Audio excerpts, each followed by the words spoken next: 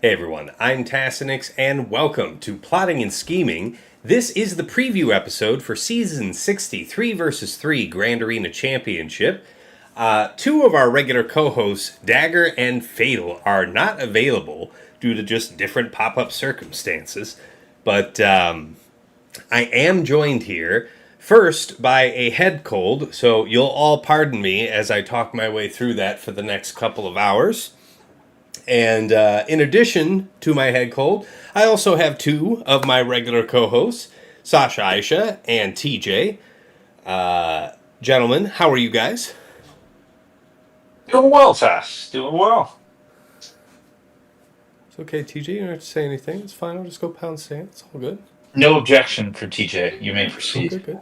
I agree with you having a head cold and being a poop face, so it's fine. Sorry, internet was wanting to be a jerk, so if it's going, that's the reason why I'm not responding. Dig it. And, it's been our last preview season here for the last 5 vs 5 season. We did not have a special guest. I had a couple different candidates that ultimately I wasn't able to secure the confirmation on, and so we ended up having nobody, and I very much regret that. But we have corrected that error. We have a very special guest. It is Arsenal416, a very frequent opponent of mine, especially if you were watching last season. I think I fought him twice, but he is a stalwart of the top 50. A former guildmate of mine back when I was in Vanguard, which is now Maw VDO in its modern incarnation. But it is a pleasure to have you here with us tonight. How you doing, Arsenal? I'm doing really well. Thanks for having me on, and hopefully I can fill Dagger's shoes while he's polling tonight or whatever.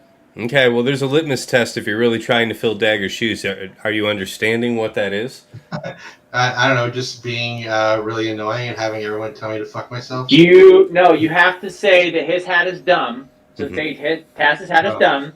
And then also, golly gee willikers, for some reason, seems to come out on certain phrases and things like that. It's dumb as fuck, but he's a nice guy regardless. And also, at certain times, you'll have to take a fuck Dagger. A fuck you Dagger is like saying good morning or good evening. It's like going to Hawaii and saying aloha. So a fuck you Dagger means both hello and goodbye. So by extension, you're kind of just agreeing to have a random fuck you Arsenal thrown in here and there. Yeah, I'll take it. Okay. And I'm a Jays fan, so I don't like your hat anyway. Fair enough.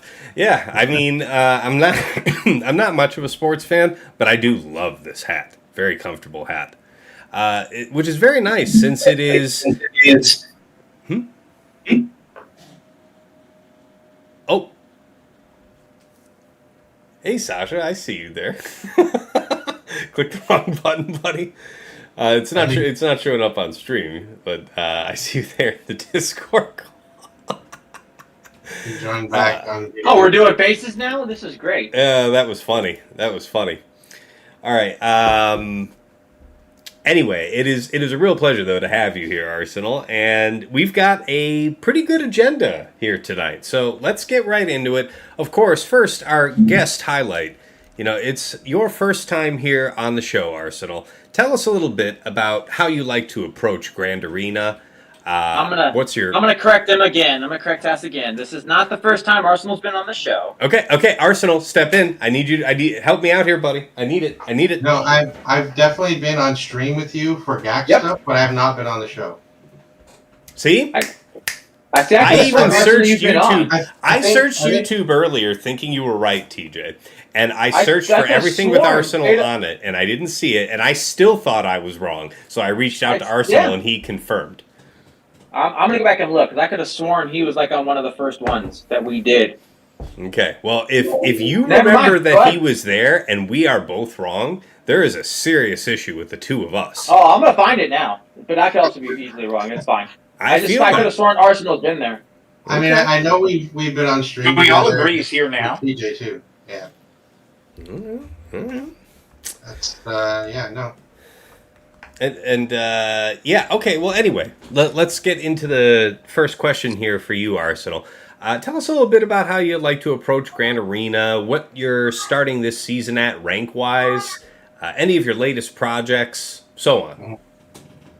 Yeah, I mean, obviously, when you have a new Datacron set come out, it's a whole new world that we're all adjusting to. And as the fates would align, I got Cyrus first matchup, so I get thrown straight into the fire to see how the new Datacrons are working and a full R9 teams to fight. So that'll be fun.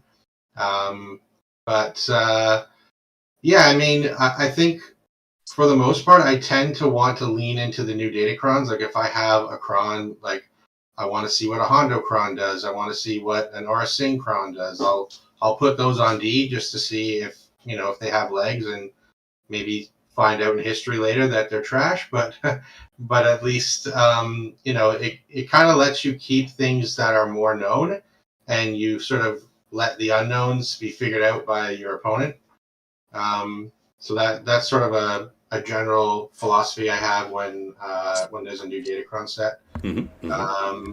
And I mean, obviously this week we'll have Baylan as well. So there's a few things that we're gonna have to figure out with Fleet. So not to jump ahead on topics, but I generally try to. I think a lot of people have been doing this.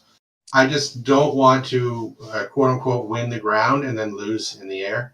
That drives me crazy. If I have a lead going into Fleet and I drop it on Fleet, I want to destroy my phone. But I don't know how that's going to pan out this week with the dagger changes and the new punishing one. So there's a lot of question marks, and I don't really make any bones that I'm not a super huge fan of threes. I mean I don't dislike it. I just wish it was less frequent. I don't like the every other. I remember back in the day, it was a little bit more weighted to 5v5, and they would just mix in the odd three, if I remember correctly. I would prefer that, especially with a new Datacron set. I would love to start every new cron set with a 5v5, even if they switch that up. That would be nice. Especially as we're all in TW guilds, that at least relates better to other game modes. But yeah, it's start of a new 3v3, new Datacron set. It's a bit of a crapshoot. So at least I got an opponent and not an Erodium like Sasha always gets. That's actually going to be my question to you. Even if you're here or not, all right, and I'll take that point is, and I'm going to call you all the Erodium Guild.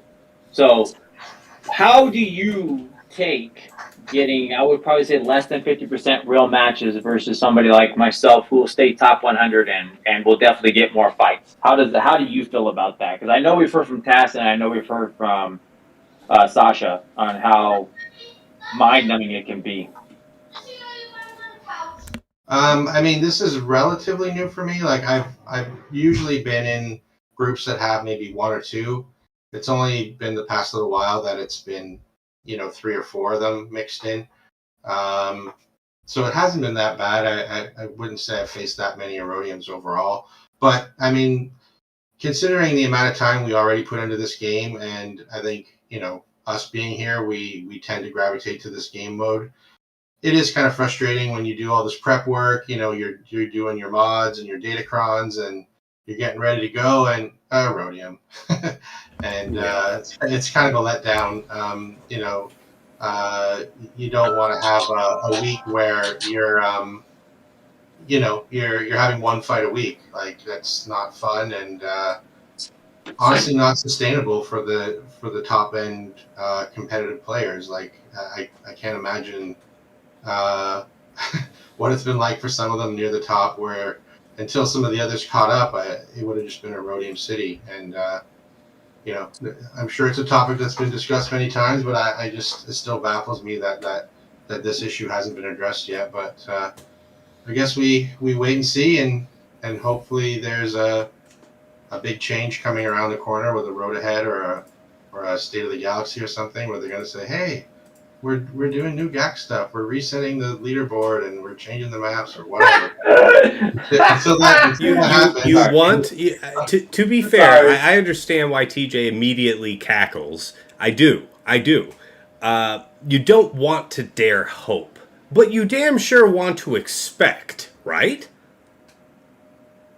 I mean, yeah, like it can't possibly go on this long. Like they're not blind to it. You're just setting him up at this point. Oh, this is comedy. Well, This is here's so the great. question though. It's only laughable if you honestly believe it will never change. And Alright, considering that they're still actively developing the game and they're releasing characters, they're building raids, like Okay. they can't completely ignore the PvP side. I think you're right that there will be a successor mode. I think that's the likeliest solution because it just doesn't make sense that if this was a technical problem they felt like solving that they couldn't have solved it by now, right? Which speaks to like it's okay. This can kind of live on this way until we implement X. But like you said, there's no timeline for that. So we're out here, you know. I'm not going to take that approach, and I have to apologize. I have watched literally. When was the last TW change? Let's poll the people. Yeah, but there isn't actually there isn't a bug disrupting the ranks of the gauntlet. But it's not. You're telling me the only thing we've ever gotten for this is them to say we know it's a problem. Yeah. So you're telling me ago. this, right? That was okay. And when was so I'm going to ask these simple solutions. You're telling me you're on the hope side, and I applaud the Canadian hope and the good, but I'm going to take the realism approach. The game of Swigo is the character. And I've said this in many occasions, I will continue to say it. What they did was they altered the approach to how you can obtain your character. They targeted, and I know I actually watched this, was a very good point with Solo and Zereth yesterday, and I think they made it very evident. They targeted a wider audience with the approach to make it more manageable. So somebody who's spending $20 to $40, if you spend $100, basically you can get a character. It's no longer $300. They've increased their ability for more people to access these characters to do their targeting. Because if you look at how frequent they're bringing your characters, that is Swigo. I add another character. So you're telling me, because if you go look at their revenue, and by all means, go look. I guarantee you it's increased. You got a link for it? I'll pull it up if you want to send I'll me a go link look for it and pull it. That's what I'm saying. It's like their revenue has definitely increased because I've heard it in several places, right? Because they're giving the access. Mm-hmm. And so what they do is they shift the point of the game by adding another character to that game. So your game mode then alters. But you're telling me where the only thing they've done, and it's by somebody, Meathead has done a great job at being way more communicative, right? Agreed. They have done one response to say, hey, we know there's a problem. They did a response to say we altered the formula for GAC. They did a response to say, hey, we know it looks screwed up. What response gives you an indication by anything they've done that they're going to make the fix? Or are they just waiting, which they have been, for it to try to fix itself, which it has not? I am all for everybody wanting there to be change. We have all screamed for it. But I would also say the only people who are feeling it are the people really at the top. That is a minute minority. I can't stress that enough. Very fair. You tell me 100 people. So it's like you're telling me that you have a problem with it. I absolutely have a problem with it. Sasha, who stopped and came back, has continued to have a problem with it. That's 100 people out of thousands who are playing the game. But that's what I'm saying. But so you're telling me you think they're going to fix it, and I'm telling you the last time they made a change to TW is when they moved it to a 25 setup, right, per thing. And I'm only bringing that game mode in just to talk about my point. And then to TW they moved it to 50, and that was that was their change to TW. Then they stopped. GAC, they restructured the whole thing, right? They did that whole revamp, and we loved it, and everybody got back, and it looked like it was fighting. And then they adjusted their formula. What have they done to these game modes that would make you all think that they're going to shift this in any way when, and again, I'll pull it for you. I'll go look for it for you, Task, to do it. I have not seen a change in anything in the game other than the cadence at which you are getting a character, and they altered the cost of getting that character. That new structure has been phenomenal, and it's got more people investing, and it hit people like Solo Base. It hit people who are spending less. It's getting them invested. Yeah, so you're saying that there's a lack of financial urgency for them to hurry up with whatever a new game mode might be to replace Grand Arena, and I take that point. I mean, it's certainly, there's no way you can't imagine that this is a technically unsolvable issue, right? I can't imagine that that's the case. So at this point, it only seems reasonable to assume that they're justifying it on the basis of having something, in the pot, so to speak. But yeah, exactly. There's no timetable. There's not a hint of a timetable. And we've said this before on this show. When CG did put out that announcement months ago acknowledging that the problem existed, that was, I think, this is purely my view, but I think that it's really just meant to be hey, we see all these threads you're making about these. Stop making threads. Right. Like, stop making new forum threads complaining about this, please. There's one piece of this that I think is not true, where you say how, I mean, obviously us in the top 100 or whatever are the ones being affected, so it's a minuscule amount of people. But that's not true in the wider sense that because of the changes they've done with the skill ranking and the squishing, there are many, many people being pushed further and further out of Kyber 1, which means less daily crystals that was taking out of the ship shard or the squad shard.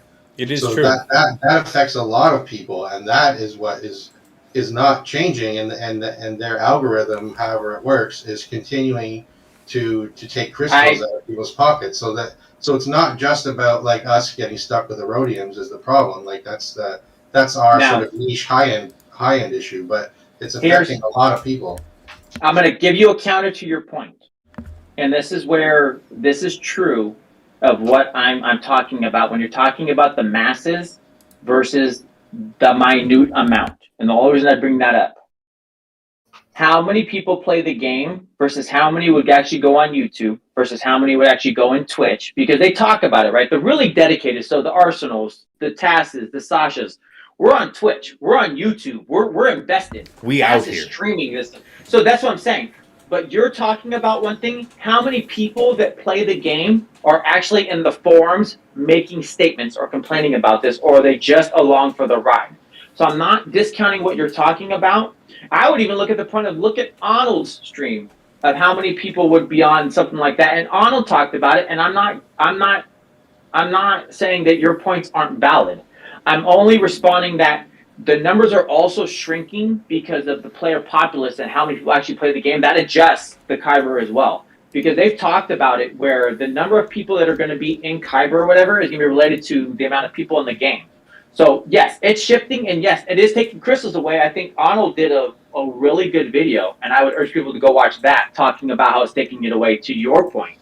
But my concern is how many people are actually, like Tessa, we out here are actually out there and being vocal about that and showing something else. That's not the takeaway. And I also don't want to derail, and I'm sorry if I did, derail the point, because I want to make sure that you get to bring your stuff out, Arsenal, because I think it's very interesting, because you got to where you are from how you play the game, and this is a GAC-focused show.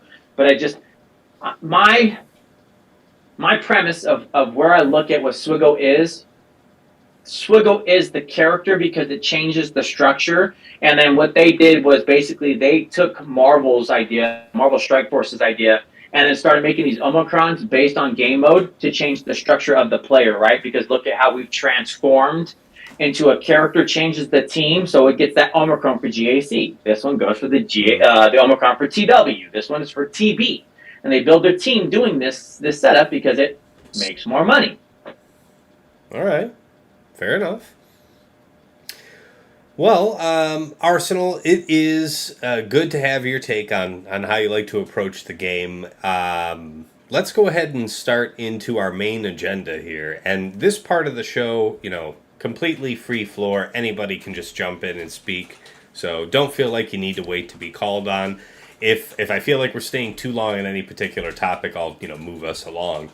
But otherwise, yeah, open floor. So first item, latest R9s. Remods, set 17 refinements. If you weren't fully satisfied with where you were, with set 17 when it closed out there at the end of last conquest. So what have you guys been working on this last week? Well, I'll jump in here because I had, I think, probably the most R9 activity I've ever personally had in a week. And yeah, I stockpiled a ton. I don't know that it's the most exciting use of it, but it was kind of this the long term return on investment seemed prudent. So I did 3 R9s just for the upcoming assault battle, Peridia Patrol. So Night Trooper, DTP, you lucky bastard! I am super jealous. I mean, I looked at it like within a year that'll pay off for itself. And I had been saving up R9s for a while, and I figured, what the hell? At some point, I'm going to do it. Plus, what feels like high probability that there's going to be some use for them in an upcoming raid. So I did that, and then I also did Baylan Skoll this week. So 4 R9s. I had banked a bunch, so I still have more. I have a couple left for, and TW results willing, I'll have more. But I feel like I've got what I need for GL Ahsoka, and so those were my big R9 investments, and then. I'll touch on. We can circle back to either our set 17 or set 18 Datacron discussion, but yeah, big R9 week for me. Man, good. I think it's for everybody, right? I want to hear what Arsenal's done in tasks, because what I'll call, so out of all the groups, right? I would consider myself the most thrifty of whales. I stringent if you go look at my Relic 9 comparison for most people in Chromium or anything else like that, I'm nowhere near anybody else. My numbers are minute at best. I keep things as needed for resources, and the game has caught me. Like when Sasha, you bastard, you say I've got DTP and I got Nitro, it's like, I'm so jealous, because there's no point when I'm going to be close enough, because basically every character you're bringing out is basically a new R8, right? At a minimum, when you're building these teams, I have not seen one where I can stay, and it's funny enough, at R7. It's if you're bringing out, look at what's her name? The new one. I can't think of her name right now. Look at Merrick. He looks like he's definitely an R8 candidate. So the whole Baylan team feels like a minimum of R8. I have not felt like, so it's like there's all your new R8s we have, and also because CG was smart, man.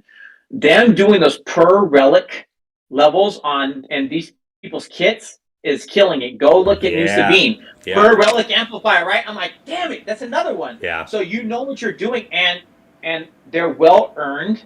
They're getting to R8 minimum. So my resources, I can try to build up fast, but it's like getting to R9s. It's you go to R7, R8's another world, right? And it's great. It's worth it. You feel the advantage. You go to R9, it's again another world. So it's like I've so many R9s. Punishing one. So Dengar, that's a starting pilot. He needed R9. So it's like when you started with R9s, Baylan's R9, Dengar's R9. Other teams are R8s at a minimum. So Sasha, you lucky bastard, I'm so jelly, but because I would say those new assault battles are so rewarding for anybody who can do it. And also when you can get more brains, basically the ability to spend $10, and you have a setup for 5 more brains, that is how many TWs you have to win or whatever else. So that time and review is awesome. Yeah, I think with every new character now, my philosophy is straight to R8.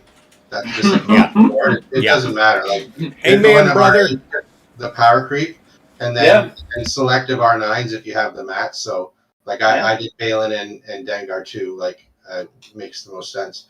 And I actually just did because Sasha Isha and I were talking about this last night. I did do Night Trooper as my first R9 of the 3, and then I'm out of R9s now. I'm fucked. But I was lucky in that years ago for a TB deployment, I did Fulcrum Ahsoka. So I already had that done from forever ago. So I figured that bought me one. My man. But yeah, I figured I might have to slow roll the next two R9s for the IR troopers. And so I think the event comes out once a month, right? So I'll probably just miss the first month. But yeah, they're 100% worth it. And I was actually sold. I was listening to Solo and Zareth the other night, and they were the ones who brought up which I didn't think about at the time, was the likelihood of the next raid being a prettier raid, and if those guys are going to be like the Gungans of that raid, if they're all R9, then you're already set for the raid, right? You know what it's going to be, right? I know we're getting Ahsoka, but you know it's Thrawn. If you look at the timetable of where we're going, it makes so much sense that our next raid GL, I'm going to go raid GL, right? Because we've been pretty consistent on a raid GL setup. Ahsoka is the first one what's offline, but Gungans were our raid team. So there's your Gungans. They built that in. We missed the GL for that setup. So Queen and the Galactic Republic, perfect thematic and all that.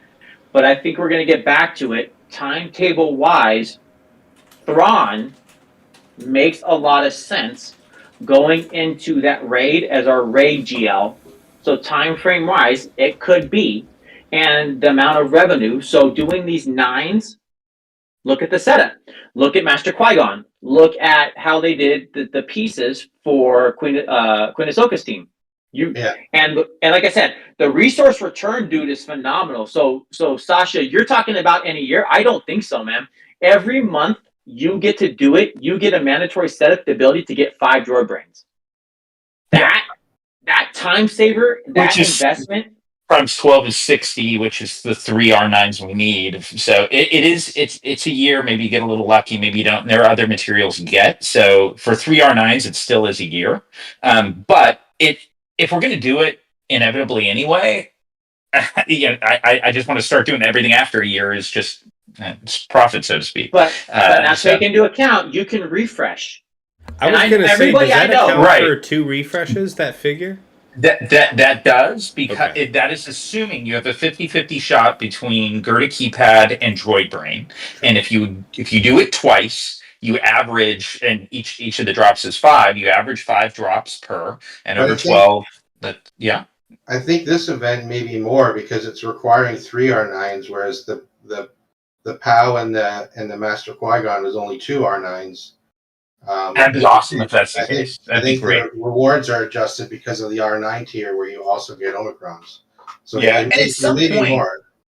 That'd be great to see that, and that would make sense as like one of those other leading indicators that the R9 sort of floodgates are going to start to open, and once R10, once that starts coming.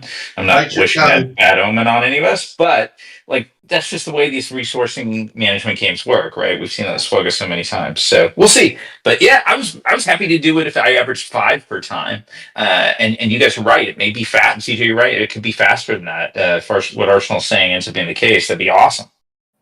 Yeah, my only reservation is that with the QA team, it seemed like a no-brainer because they just seemed like they were so powerful to do all 3 of those to R9, which most people did. But the bros are powerful. You're saying that though, but those bros are monsters.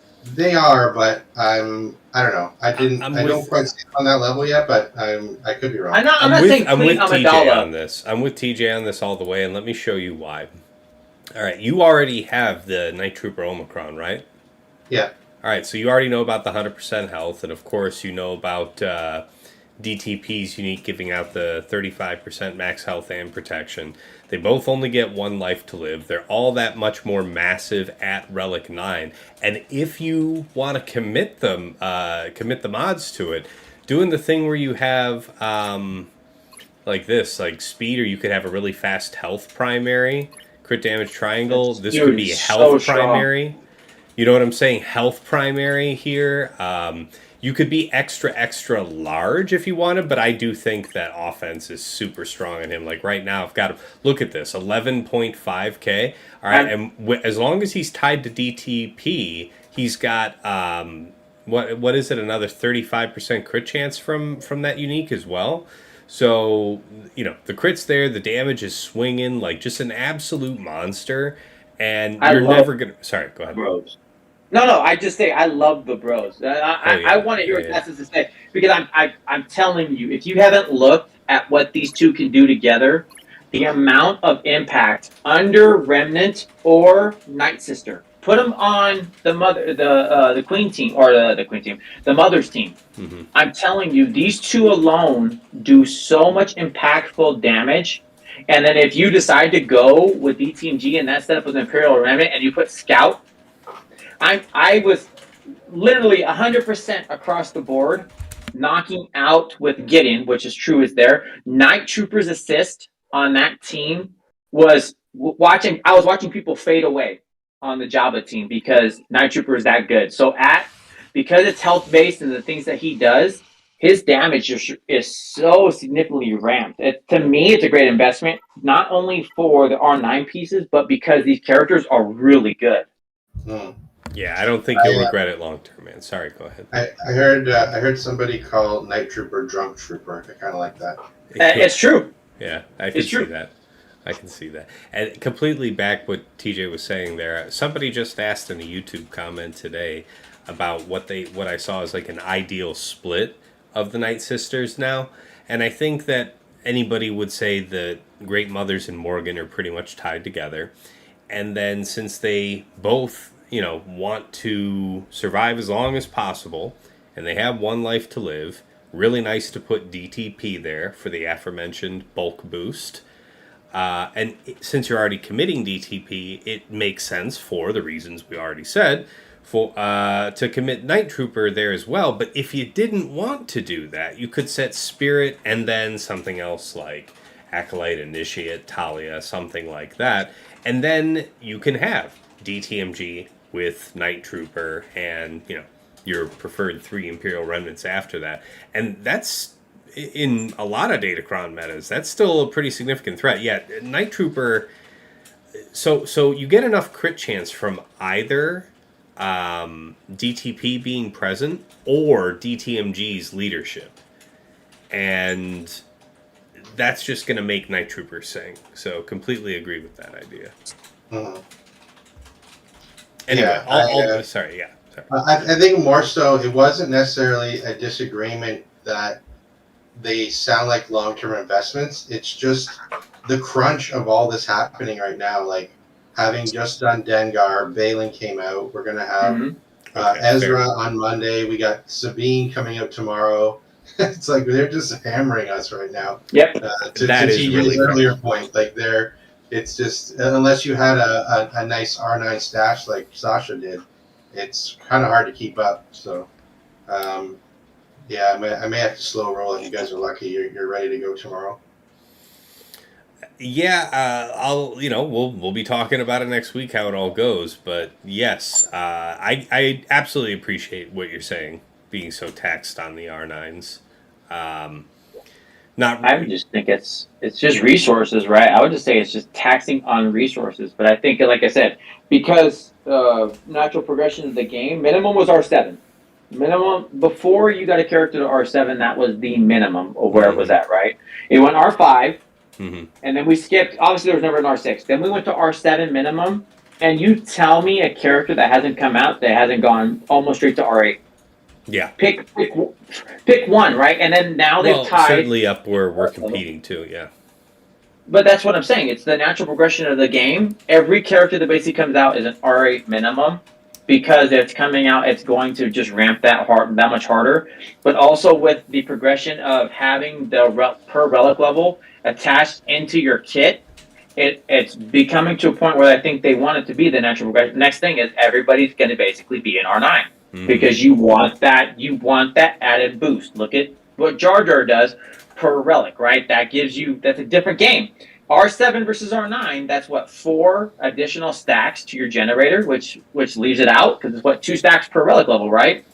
Correct. Look at, is it So Shin it's who six, has it yeah. in their per relic level? So it's like who Right. and hers, I believe, is per relic level. Sabine's that kit, and we saw it. Anybody who did the Baylan fight saw how strong Sabine is. Mm-hmm. That is not tying into how we're going to build it, right? Like I'd be interested. That's going to be a great task bid, right? Not to plug your videos, but like that mod setup, and then you do the relic amplifier at a minimum R8. Yeah. And does Marok have and the same thing? I don't remember if he does or not. I don't And that's think where I was like, but I know Shin does, and that's where it's like, okay, but Sabine does, and Sabine has payouts to Ezra, and she has payouts to Ahsoka, and she's gonna work in BKM, but it's not tied to anybody. It's tied to her kit with those relic amplifiers. Her damage is gonna be like we saw what original Sabine was doing. This new one. Whew, Well, we'll be getting to that a little later in the chat here. Let's but move. it's the R9. No, it's all good. Well, let's move into our next topic. I know we've got a ton to say here about Set 18 Datacrons.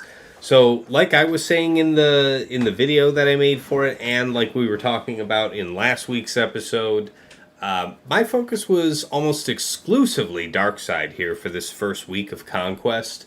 To assuming that most of my light side needs would be covered by Set 17.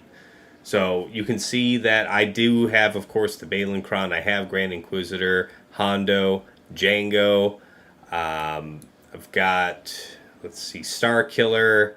And some of these are kind of neat to play with. We'll see how it goes. I think one of these Auracrons will be my Javacron, something like that.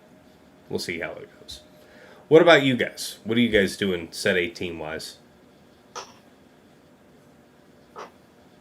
I'm happy to jump in. So I love Datacrons. I just find it keeps the game fresh. I leaned pretty heavily into these, and as you said, Tass, like for this Set 18, super heavy on dark side. In fact, I just not until like at the very end did I even take any light side above level 3. I basically would get something to level 3, and if it's light side, I'm like, forget it. But I'm laughing because I'm like, I same thing. I would see a 3 light skip, Right? go to the next one, see a light, skip. I'm not even gonna mess with you. Yeah. But go ahead. You saw all the 3s I had. I'm in the same boat. I've got like 5 or 6 level 3s light side to work on this coming week. I'm at like 3 or 4 rows, and like about 50% of that is like light. And I'm like, son of a bitch. So it's dark. Oh, dark. Mm-hmm. And this is not exactly. Go ahead, Sasha. No, I'm right with you, TJ. And like, it's honestly, as I looked at anything that was light side, there was nothing on level 3, mechanic wise, that was fascinating.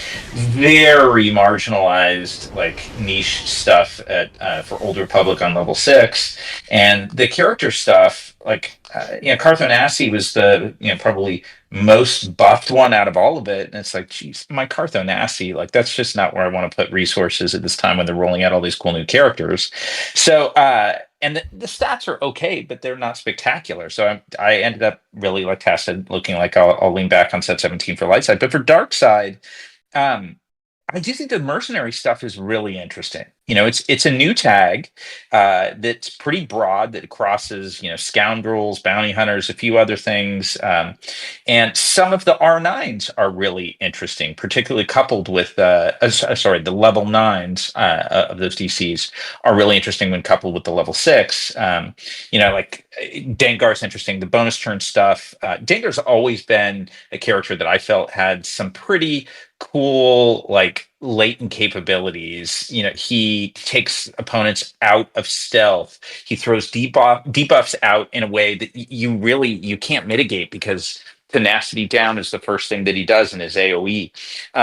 He has strong survivability. Just he has these regen mechanics and is unique. He's got the ability to stealth himself once he's been crit. So he has all the earmarks of a pain in the ass character if he had just slightly better kit and was really deeply invested. And that's exactly what's happening here. right? So it ends up being something that I was very, very interested in trying to find cool comps for him. So I leaned into that. And then similarly, because there is that really intriguing level 6 stun on special for mercs, Yeah. I think it makes the Aura Sing at level 9 like almost tantamount to like a Dengar one, where you're just going to get and you know it's not as reactive, but it's actually perhaps an opportunity for better turn meter trains, in that you have an aura that can she's gains turn meter on. She has a bunch of different specials.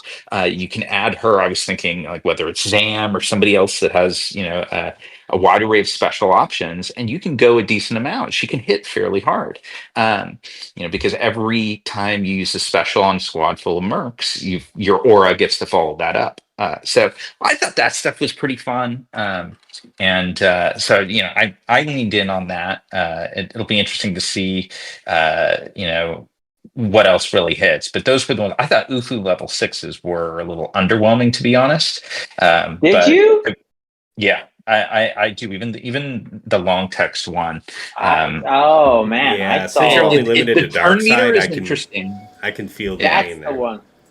That's where I leaned in on. So I'm gonna call out where I would normally go with. I still haven't watched the video, dude. But that's to like go watch Tass's video. I still haven't been able to do because I haven't had the time. I haven't had the time to invest where I would normally want to ahead of time. Even so much as getting the crons, but the Ufu turn meter, and the only thing I come back to are the monsters of the game. In threes, Ray is a monster. So anything you can do for the Ray team, and that's why I started looking at the Ufu. So I actually started leaning more on Ufu right now, only because I like your call. I think, Sasha, I would lean on you when it comes to Datacrons because that's your Swigo. In my opinion, you have a really big grasp and love Datacrons so much, just like I would lean on Tass with Aesop. Aesop is all things monstrous.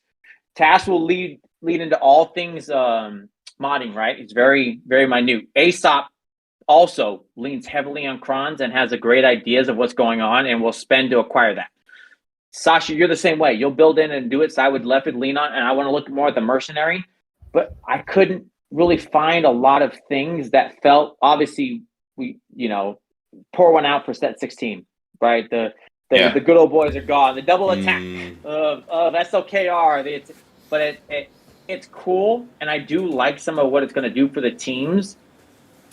But 18, I know it's just unexplored, and I know we'll see that come round one. Like I know Arsenal talked about it, and I think it's good for Arsenal, right? It sucks for Arsenal. It's good.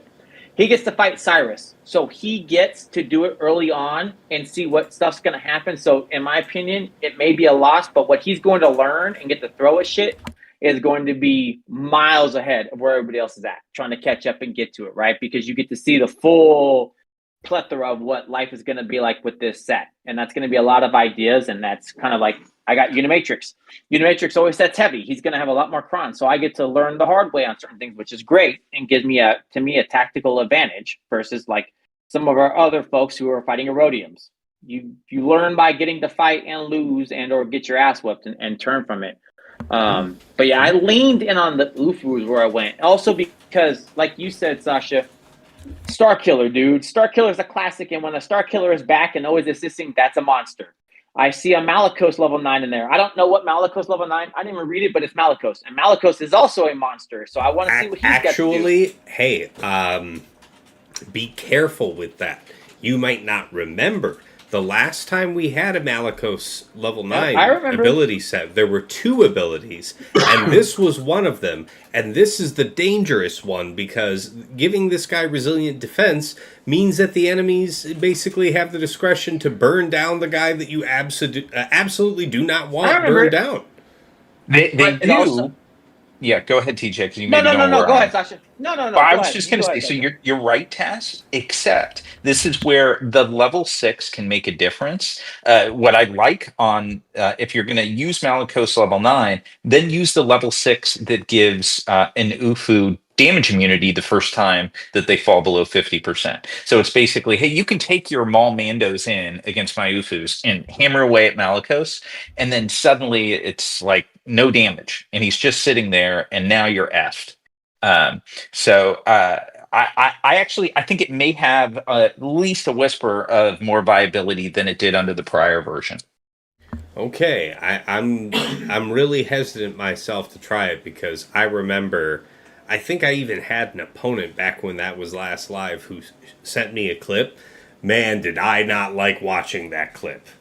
No, it's true Yeah. what it does, but it also, if you look, they have some good level 9 just in general with what they're doing. And obviously that doesn't go to say Grand Inquisitor. Grand Inquisitor and Inquisitors in general are still monsters, and GI's got a great level 9 as well. So it's like, that's where I started leaning in because I think you're right, Sasha. There's more to explore in the Mercenary tag because it's a new class that you get to deal with and all new functionality that's happening. But it also, to me, it's not as straightforward as UFU because we know UFU when it comes out, right? And UFU does impact more places because you can still look at what Ray's team does. And Ray don't care if it's a light side or dark side level 3. She cares about all the pieces. So if something gives that a tactical advantage and that can play with the fight, that can screw you over just as much. And I think we've all been there where Ray will literally give you an ass whooping and make you get a win or a loss. Fair. By the way, Arsenal, thank you for volunteering to step up earlier and be a substitute Dagger since he wasn't with us. I see that Dagger has just managed to join the call, so Arsenal, you're fired. Dagger, you're in. That's right. Welcome. That's right. Glad You're you out. could join us. Arsenal, you're out. But Tess, hear me out. You have to keep Arsenal because with everything going on in my life, guess who forgot to join GEC? No, you. And you need to climb. Oh man. Well, hold on. To be fair, what would that change, Dagger, if you had joined GAC? You would still not It would play change it. it. He would literally be climbing, the degenerate. He doesn't climb. He just sits there and then just moves up in the place. Nothing is actually. There's no physical activity. He doesn't actually do anything. You leave me in my one attack alone. This fucker is like doesn't do shit. Still wins. Just sit back on his rocking chair. I saw you guys talking about who Tass had in round 1. I'm like, oh shit, did I join? That icy wave of fear. No, because like with all the drama, I got my old account back. I got my alt account back. Your alt account. So much stuff going on, man. I'm just saying, so much stuff. And then, like, I don't know if Tass said it at the top of the show, but I spent today volunteering in my local election place. So I haven't had my phone out pretty much all day. Fair enough. I volunteered that you were indisposed. I didn't volunteer what you were doing. Oh, okay. Well, that's what I was doing. I was at my local voting precinct helping people register. Very fair. Day of. Thank you for doing your civic duty. Yeah. So my apologies for being this late, and I've taken up enough of your time. What are we talking about? Well, so we were. If you're taking a look at the written agenda there, you can see we were talking about Set 18 Datacrons, and also, as a blend, we were also, I think, more or less pivoting towards what types of mercenary comps we'd be looking forward to trying. Because Sasha was just mentioning some of the things he'd be looking forward to. In particular, he highlighted the benefit of the mercenary stun level 6 paired with the aura level 9. Basically, she'll be popping off all the time. And I guess that's a good time to make sure you have a decent amount of potency applied to her so that you can take advantage of that stun on her basic as much as possible. It's a 70% check, though, is the only downside. Yeah. But if you pass with that, the right then you level still 6, have to... you're getting that stun on every special regardless of potency. Oh, yeah. Yeah, no arguments. I was just referring to her special being like hit or miss, or special being hit or miss. Sure. Yeah. Honestly, that stun on special is going to be really good just on random teams too. Just filter your roster by like mercenary, and then you find out that Cal is one. Yeah. But it's Jedi Cal. It's not Ufu Cal, right? It's like these little like. Oh, sorry. No problem. But it's like that. Those are the quirks of it, right? Yeah. So like, there's a lot of just, back in the day when you're just like, oh man, there's like an UFO on like half my team's on the board.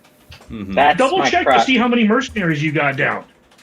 That's my crux of it, right? It's just not as clear to me, and that's where it was coming from. The piece of it, like I like the idea of being able to do it, and then when you tie it in, and that's a cool idea. But then you're putting a mercenary on. They may not be as fast. They may not be going in, and it's only mercenary aligned.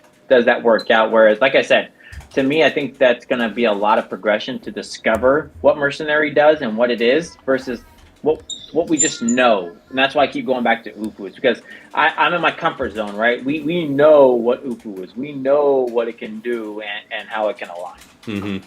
You know, out of all these characters, I have the mercenaries up on screen right now, and I think the biggest outlier that jumps up right at me is Han Solo. You've got Han here, but not Chewie. And I know for the last couple of seasons, we've all been partial in different situations to parting out our CLS team. So, you know, at CLS, Chupio, C-3PO is, used to be a mainstay of 3 vs 3. I'm not necessarily saying it's going to be meta now, but there were enough situations historically where Han and Chewie would be together, but not a lot where they made sense to be apart. This can be one. You're talking about Dash Hondo Han, something like that. L3 being a mercenary really piques my interest. Yeah, L3 Agreed. Hondo Han as a team. We've all done the Nest RHF RHP, the Resistance Bros back in the day. This could be a new take on that, but I feel like Han as a agent in this team might be interesting. Think about haven't we heard about people doing? I've heard about people doing CLS as a countering in just squad arena to Baylan, so I don't know how well that's actually going to work with Omicrons in Grand Arena. But even just theoretically as a deterrent, you having a super fast Han Solo, we know from back in the day with CLS mirrors, he who Han's first, Han's best in most situations. I'm just saying, like, the idea that Han sticks out among all these mercenaries kind of grabs me.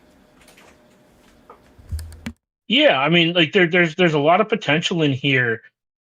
Vandor being a mercenary is also super interesting. L3 obviously because the stun on 6 with L3 punching herself in the head, so you get like 3 free stuns up. Well, you get 4 free stuns in a row out of her, and that just seems really, really good. Seems fair. Obviously, Dalbar being a mercenary, like right, just he's always been plug and play. He might have. You got Sana. Sana is a lead for Han, so you're thinking about synergy for Sana's lead. Yeah, well, it's a I don't know. We'll see. It's about how you use. Like, what about Sana L3 Hondo? Or sorry, Sana L3 Han, something like that. Like that doesn't seem. Imagine a world where you're voluntarily using Sana in a place where Kira and Dash are just better than her. Yeah, but you could. You could have Dash with L3 and do something else. Okay, so to be fair though, Dagger has always not liked Sana. So Sana Cara Dune Han Solo. Sana Cara Dune Han Solo. There's an idea. I think the problem with that is Cara won't taunt because Sana is not a rebel. Right. That's right. She's a scoundrel. That's true. Good point. But the other pieces I want to call out, right? That's like not being called out. Kyle. Kyle is still a monster, so he has merit to doing something on a team, and he can be the team. So Kyle has a very good spot. To me, the obvious one to look at, like Dash. Dash has been a mainstay forever and comes in and out, right? We've seen what he can do to JML and stuff like that. So seeing a Dash, and I know we're calling it out, but Dash, Vandor, L3, it's a moneymaker. Those do big things. If you want to get riskier, Dash something with Vandor, and that's another moneymaker. And these do good pieces. I love Mission with Mission. Also, just your Mission on the Kyle thing, really quick.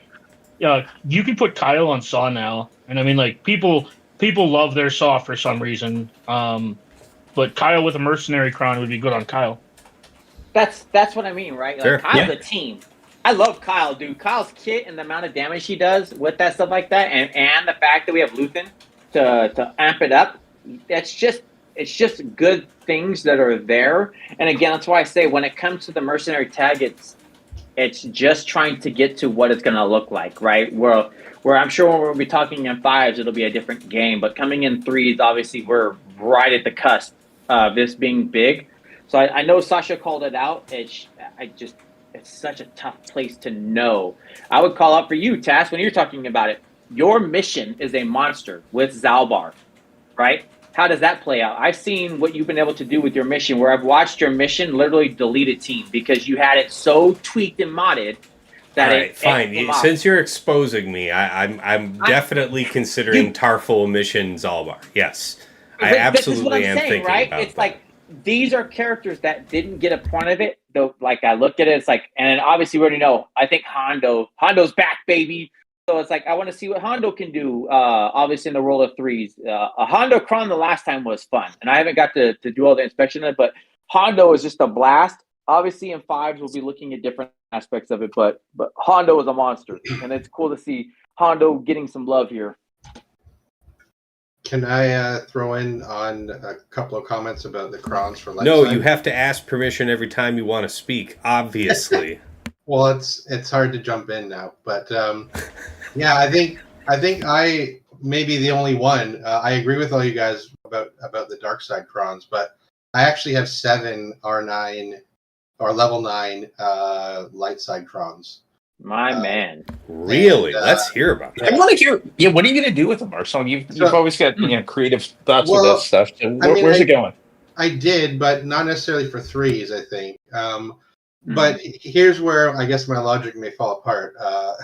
Because I mean, the more I was thinking about it, the more I was like, well, like some of the OR crons sound very interesting, but as Sasha said earlier, like, do I really want to like power up and mod up my Carthonasi or whatever. But I do think there's some utility with Sorticron. I like Sorty droids. I think that's going to be a worthwhile one to get, regardless of your take on the light side crons. And I also think, even though we have tons of Jedi crons, I think the Jolie cron is quite good. You can mix that in with Revan and Bastila, and has a nice mix in threes. So those were kind of like some of the guys that I was trying to get just to mix it up a bit. And while I agree, obviously, you're going to want to focus more on the UFU and the Mercs, but I think there's a handful of decent options that you can roll with. Maybe not necessarily in threes, but in fives could be interesting. But I think Jolie Cron with coins seems absolutely phenomenal. I'm going to absolutely agree with that. I think the disservice that PG did is just that, obviously, if we're looking at the mercenary tag, you have some great characters in there, right? If you look at the UFU, the direct tie-in, because I think the last UFU one was light side, wasn't it? Wasn't that the tie-in? Like you did a light side setup, but then you had like Mara Jade, who was a level 9 on a light side cron. So it was like it was mixed. But now you have dark side aligned with some of these awesome UFU characters, right? And Ray will still be able to account for that. It feels, and I think Tass, I know you said it, and I know the TLDR is it's like it feels like a disservice to the light side setup for this set. I'm not saying you're wrong, though, and I bet you will come out, and I could absolutely. Jolie is just a great character. It's understandably an older kit, but when it came to JKR, the monster of the JKR team wasn't anybody else other than your Jolie. I don't know if anybody remembers the old times of having to kill off a mirror team. It was the Jolie that was always the monster. In my fights I've watched where things that come across for JML versus Ray or something like that, Jolie being in the second slot, thanks to Brock, old school setup, and then him being the only one alive and then brings your entire team back has been a savior. So, and I know Dagger has been a big proponent, and I'll call that out. When we've talked about we're doing threes and we're doing a setup, Jolie is almost in every indication of what he's done. And I'm not going to steal Dagger's thunder on it, but that saved me so many fights or got me so many wins, and also been my pain when I couldn't kill it because Jolie brought everybody back, including my JML. So it's like, yes, Jolie is just an awesome character. Sorty is also just an underrated L9, as Arsenal pointed out. Yeah, I mean, the dark side ones are definitely sexier between like Starkiller having his own, so MJ gets to be her own team. Right? There's obviously a lot more just like flashy stuff on the dark side, but like JML with Jedi Cal, JKR, Jolie, and Bastila, I don't know what that doesn't beat. Yeah. Right? Like, that's going to just be really good. Mm-hmm. I bet money. I'm gonna laugh at this. Is I'm gonna tell you, Arsenal. I think because you got Sortie, and I know you're a big proponent of the Sortie team. If you get the surprising thing, you go back and look at Arsenal's things is the amount of Sortie holds. Okay. That one I know, and I only say that because there's the amount of times I've been caught. Yama has caught me with it where the Sortie nuke, and I just wasn't paying attention, and it's like, oh, my team's gone. Well, this used to work, and it's like, nope, not this time. So it just had the thing, and I've watched Arsenal. I think we've talked about it, and I watched your things as well. You go look at your holds, and it's like, yeah, my Sortie hold, because it's just you missed the one piece of the old school setups, and that's all it takes for it to drop your holds. Okay, well, in closing on this topic, Arsenal, I know you said most of your set 18 was focused around what your plans are for 5 versus 5, but, that sortie cron for 3s, what kind of occurs to you how to use that? Are we talking about going back to the days of, like, sortie, GG, something? Like, what's a wombo combo look like for you right now? Well, it's interesting. The whole thing kind of relates to what can potentially hold up against Wampa, because everyone's going to want to try to Wampa it. Yeah. And I honestly, I didn't even do a lot of rerolls on this. I just got lucky, but I have like 150% potency on my Sorticron. So now, obviously, Wampa can ramp, but I think that could be an interesting foil to a Wampa. Okay, I like it. And I think you have to kind of have BB-8 there just to get off the mark. And the third slot's kind of up in the air. I mean, do you want a timeout team with L3? Do you want to go damage with GG? You could lean into the OR by putting in T3, which I think a lot of people have leveled up and modded up from the Sortie Nuke team from last set. So I don't know. You could go old school, man. You got the man with the plan who loves them droids. Don't forget him. He can be strong and do things too. So I know they will.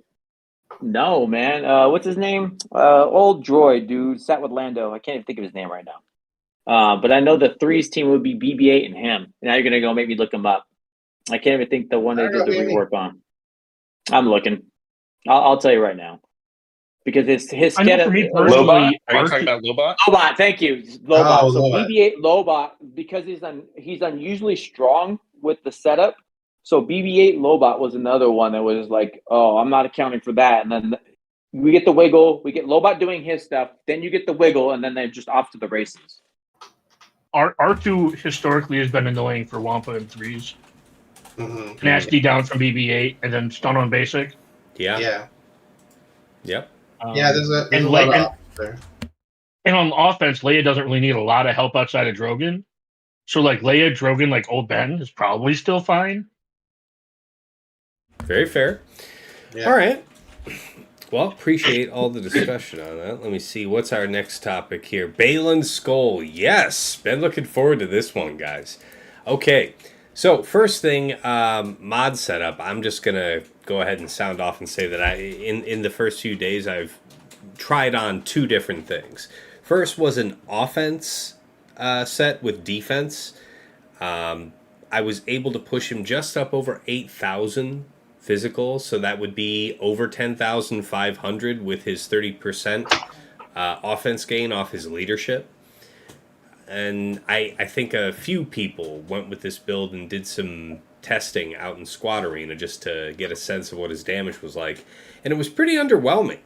So a lot of folks are going to the speed build. I think this was definitely one of the first builds as well that was coming up. I just hadn't tried it until the last couple days. But this is kind of where I landed. Just, 100,000 health, 200,000 protection, so I really tried to stack up a ton of protection here. 347 speed, and 77.5% armor. So, yeah, this is protection primary on triangle, cross, circle, and arrow. So 4 prop primaries and just zooming. I think the very fastest ones I'm seeing are in like the 360s with a speed arrow. So I wish I were a little faster. If I don't think I'll ever find the 75 attenuators that I feel like burning in this particular way. But there is a part of me that wishes I could re-roll this, either of these dud speed rolls on this and maybe get a better one. But that's where I'm at. How about you guys? How'd you go with the setup on Baylan this week? I think that's interesting because I was just checking out Cyrus now that you said that. He went with a fast build as well. He's 365. Or sorry, 356. You enjoy now all of that, all right? Shocking. Well, shocking. The funny thing is what you described at the beginning was literally exactly my setup. I have protection. That's like a protection offense combo with just over 8,000 damage. Mm-hmm. And while I agree, it was definitely somewhat lackluster in some of the arena testing that I was doing. I think the part that's going to be hard to sort of figure out is we haven't factored in any of the Gakomis yet. So who knows? Or what you're using him against. Or what you're using him against. Because I saw a couple people with the offense-defense, like the gas setup, and then a CD triangle, and he was Slappy McSlapperson with that CD triangle. Mm-hmm. Oh, real? Yeah. Yeah, yeah, like he was... Yeah. Yeah, I mean, I don't know. I think it'll be an interesting week to find out where sort of the consensus lands on what's best for him. The other thing is, I imagine most of us are just throwing him on D and saying, like, figure this out. Yeah. So we'll all have quite a bit of testing opportunities to see how that works. But yeah, I'm definitely going to be curious to see what turns out to be the sort of the best build for him. I like the combo myself, but you could be right that speed's the way to go. It also depends on the comp. So, like, if Baylan is the tank, then yes, you should mod Baylan probably the way Tass has him, just because you want him cycling through his turns. And like the difference between 350 and 300 is like 1.5 turns over the course of like the 3-minute fight. So it's not like pretend like he's taking a million extra turns with that speed. Yeah, right? because by comparison, my in that more offense-based setup, I was still 307, so almost within a speed arrow's distance, of the speed set. Yeah, so I'm just saying, like, I don't know which way is going to be right at the end of the day. But if he's the tank, you definitely want the 4 prop primaries. Now, if L3 ends up being on the team, right? Because it just depends on how the team kind of like plays out as the 4th and 5th. Because if Baylan is the tank, then yeah, I don't like the offense build as much. I would prefer like a speed set where you can like worry more about bulk. Those are highly specialized offense mods that you may not have extra of laying around. If you don't have a lot of duplicate gas-ish sets lying around, yeah. Mm-hmm. Yeah, if he's the off tank, then I think at least a crit damage triangle is fine. Very interesting. I really hadn't thought about a crit damage triangle because isn't his taunt fairly sticky? Like, not sticky, I guess, but easily triggered. Or am I mistaken on that? No, you're right. But but let's say Zalbar's on the team, who's always going to be taunting too. As soon as somebody goes below 100%, right? He's also going to be. So the AI is going to be splitting their damage presumably, and his bulk matters slightly less if they're splitting their damage, whereas his bulk is. Well, if we're assuming this team's on offense, if we're assuming this team's on defense, and our opponents are piloting their characters against. I don't really mod my teams for defense. Okay. For the most part, like if I'm going to put it on defense, maybe I swap the triangle. Maybe all I'm saying is that if he is the tank, put him in all prop primaries. Just consider his role on the team. Sure. Because JMK, it doesn't matter. The team's kits just roll. Well, my concern, I take the point because I'd love to experiment. First of all, I really want the offense build to be viable because his kit looks cool. I want him to be able to slap. You want to think that 30% offense off his lead means something if you go to the effort. I want it to be right, and if that means that it needs the crit damage triangle, I'd love for it to be true. But if his taunt is as sticky as I fear, and we're talking about, at least most of us are talking about having this team on defense, then it wouldn't really matter if there was another tank on the team, because it would be at their discretion who they hit. So, well, to be fair, every single conversation we're having about him is post his cron in 4 months. Okay. Because right now, I'm not sold that his modding matters with that L9. He's going to just be the best or second best team in the game by default for the next 4 months. Woohoo! As is tradition. Yeah. That's what I'm saying. Like, I don't know how much his modding matters at the moment. So I have a better question. What actually beats him? That's good. That's also part of the agenda on him, so may as well. Turn meter loop teams in 3v3, that's much more difficult to assemble turn meter loop teams. The obvious start is TLS Han Shui. Yeah. I'll be really disappointed if that beats him. Here, I'm just real quick so the folks at home can see. Oh, geez, let me scale this down. Arsenal wanted to share his build on Baylan, so that's a beast. Does this sound screen? Yeah. Yeah, 325, dude. You got so much faster than mine. Holy shit. There's no I guess the difference that I would like is the bulk, right? Because it's not just the armor. It's like it's a good, he's 20, getting a 1%.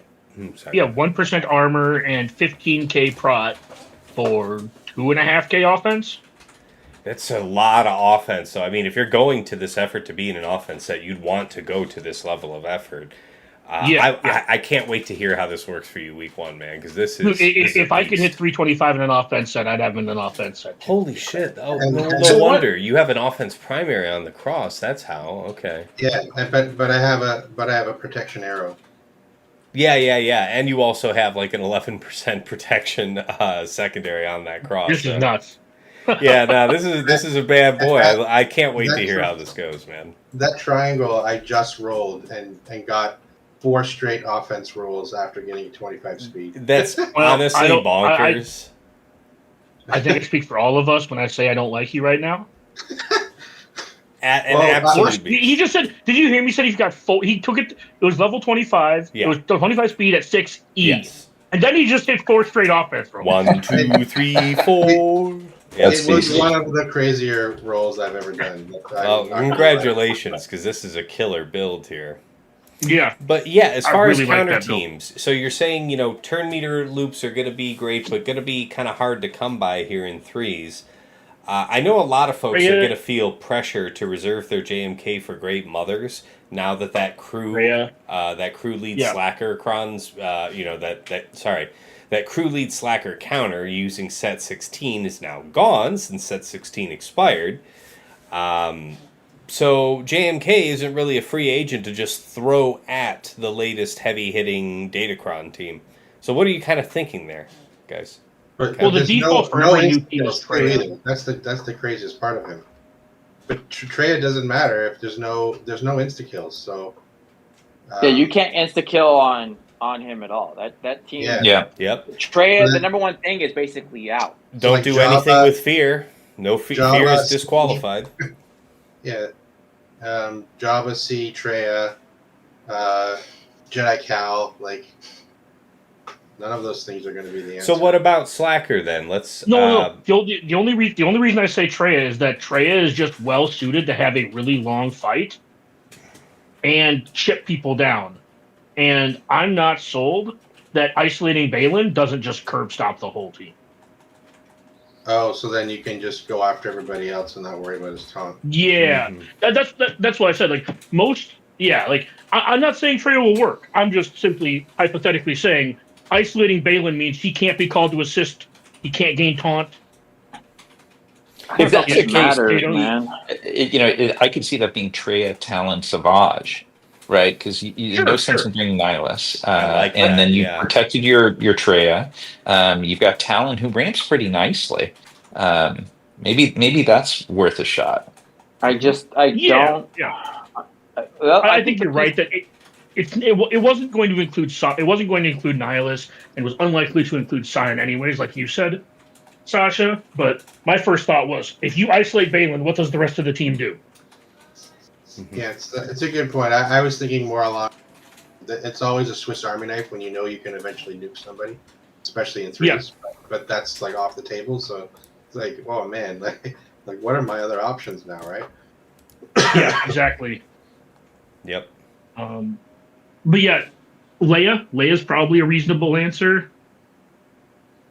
Okay. I think Leia's a pretty strong candidate just because of oh, you're gonna taunt? That's cool. Yeah. Yeah. And that's why I With said I think Drogon in CLS would be R2, I solid guess, right? too. I mean, Or Old Ben. Old Ben might be good enough there for the TMR push and ability.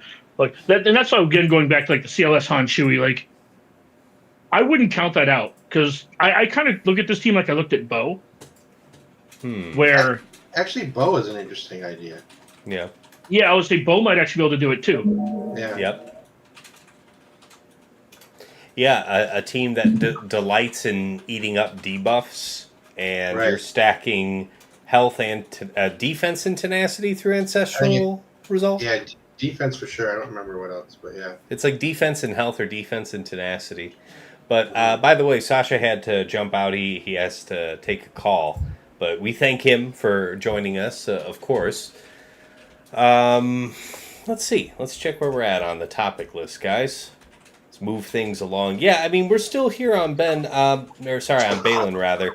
A point I wanted to mention as far as turn order, my intuition is to go with Baylan first so that you have the power, such as you've never dreamed, getting used first, which is an AoE, Dispel for sure, potentially stun, potentially TMR if not stun. I like that going first, if for no other reason than the Dispel, and then you would have your attackers following up, hopefully having the discretion to hit a priority target. I do like Shin going next, because I want to say this, AoE damage... But what does she do as her first thing? That's the thing I'm curious about. Is it it's the damage ramping ability, right? This is the damage ramping ability, I think, right? But and it's an AoE that doesn't have to hit. Well, this AoE is so... I mean, it does give them offense, but what's important is that it gives vulnerable for 2 turns to all enemies, which is really nice, especially just ahead of Marok with a physical damage, or I think physical? I forget. It might be special damage. No, it's special damage, which is why you care about the vulnerable. Right. Well, for sure. So yeah, I mean that seems like the order. Did you guys have any, other thoughts on that? I actually went the other way, but go ahead. I was just gonna say I agree with you. Now that I'm looking at my team, it's 325, 323 Merrick, 320 Shin. So I think I have that backwards. So may adjust that. Yep, tweak for week 2. Mm-hmm. Yeah. I actually don't have a problem with Shin going first, for what it's worth, because it depends on who you're against. If you don't need the AoE Dispel leading off, I like his Cleanse, because there are teams that are going to go before you. So if you get to go, Shin does her push, gives them the protection up, he cleanses, and then you're off to the races. So I think it depends on what you're against, because I don't actually dislike her going first, but there's nothing wrong with him going first because he has the Dispel. Yeah. I'm trying to think how many teams you actually need to Dispel off the rip, because you're not beating the JMK team out of the gate. Yeah, just in theory. I completely accept there's multiple ways to skin this cat. Merrick going third seems the most consistent. See, and I went the opposite way because he actually does gain TM and thinks he's doing, and he can get faster and faster. So I actually went, and I think it's only because I wanted to make sure that I had the crit avoidance arrow on her. We talked about it before, and I still feel like that was a good place to be. So she's not. I like the CA arrow. She's not slow, so I still have her at 300 speed. But in order of what I did, and I guess for this week, right, I have my Baylan at like 350 plus protection build. As the tank setup, I have him at like 320, and I have her about 300. So it's completely aligned, and that's the only reason that and like I said, Dagger just said, I want that CA setup. I want that to be in line because it's only going to be amplified under him, right? So under Skoll with what's going on. So it's like that's where I'm at. They're still fast, and that's my big piece. Dig it. Dagger, I know when TJ was just sounding off here, you had something to say about the crit avoidance? I really like the crit avoidance arrow, at least initially, because we don't know what she's good against. And there's plenty of teams out there who will crit you for not you disappear numbers. Very fair. Right, because like the way this team is built is that they're actually relatively bulky because all the newer characters coming out just have more armor, more stats, etc. And because you want to take these characters to R8, may depends on if you want to take them to R9, but like at R8, like she's relatively bulky. So if she's being crit by, like let's say that you take Bowen against them, unless you're talking about the bonus true damage, like their actual hits don't do that much even when they crit. Like I know 35 to 60k sounds like a lot, but that's like 1/7 of her pool. Once you factor in all the compression. Okay. And that's all I'm trying to say is I think the CA arrow is a good starting point because it insulates her and allows you to see what her potential is. Now, it may end up that we don't want it on her just because it's not necessary, because you're just overkilling stuff. But I do like it initially because it allows her to shine more, I believe. Yeah, I have that as well. I like the CA on her. Yeah, I completely agree with that. I'm right there with you guys. I like where I kind of landed on mine. So the turn order's right, but I would like to see her faster with time. We'll try and fix that. Of course, got the crit damage triangle. I went the extra mile of having the potency cross, but also having a really strong offense secondary on it, because I'm really not leaving a lot behind here offense-wise, right? We're up over 10,000, 10,200 here. Yeah. And yeah, she gets 50% offense from her unique, over 90% crit chance. There's crit chance stacking based on her stacks of Soldier of Fortune. So, we're really well poised to get the most out of her kit. Do you have the CA arrow on her? Oh yeah, man. Oh, he did a lot of work. You don't have to take it on faith. You don't have to take it on faith. It's right there. Yeah, to be fair with Tass, we talked about it, right? And then he put some extra love and care into a Shannon after we were like, no, you need to go CA arrow. Well, and he put a really good setup on her because she's strong and got the CA setup. Well, I appreciate that. And I adore this particular skill. This is one of the rarest skills in the game.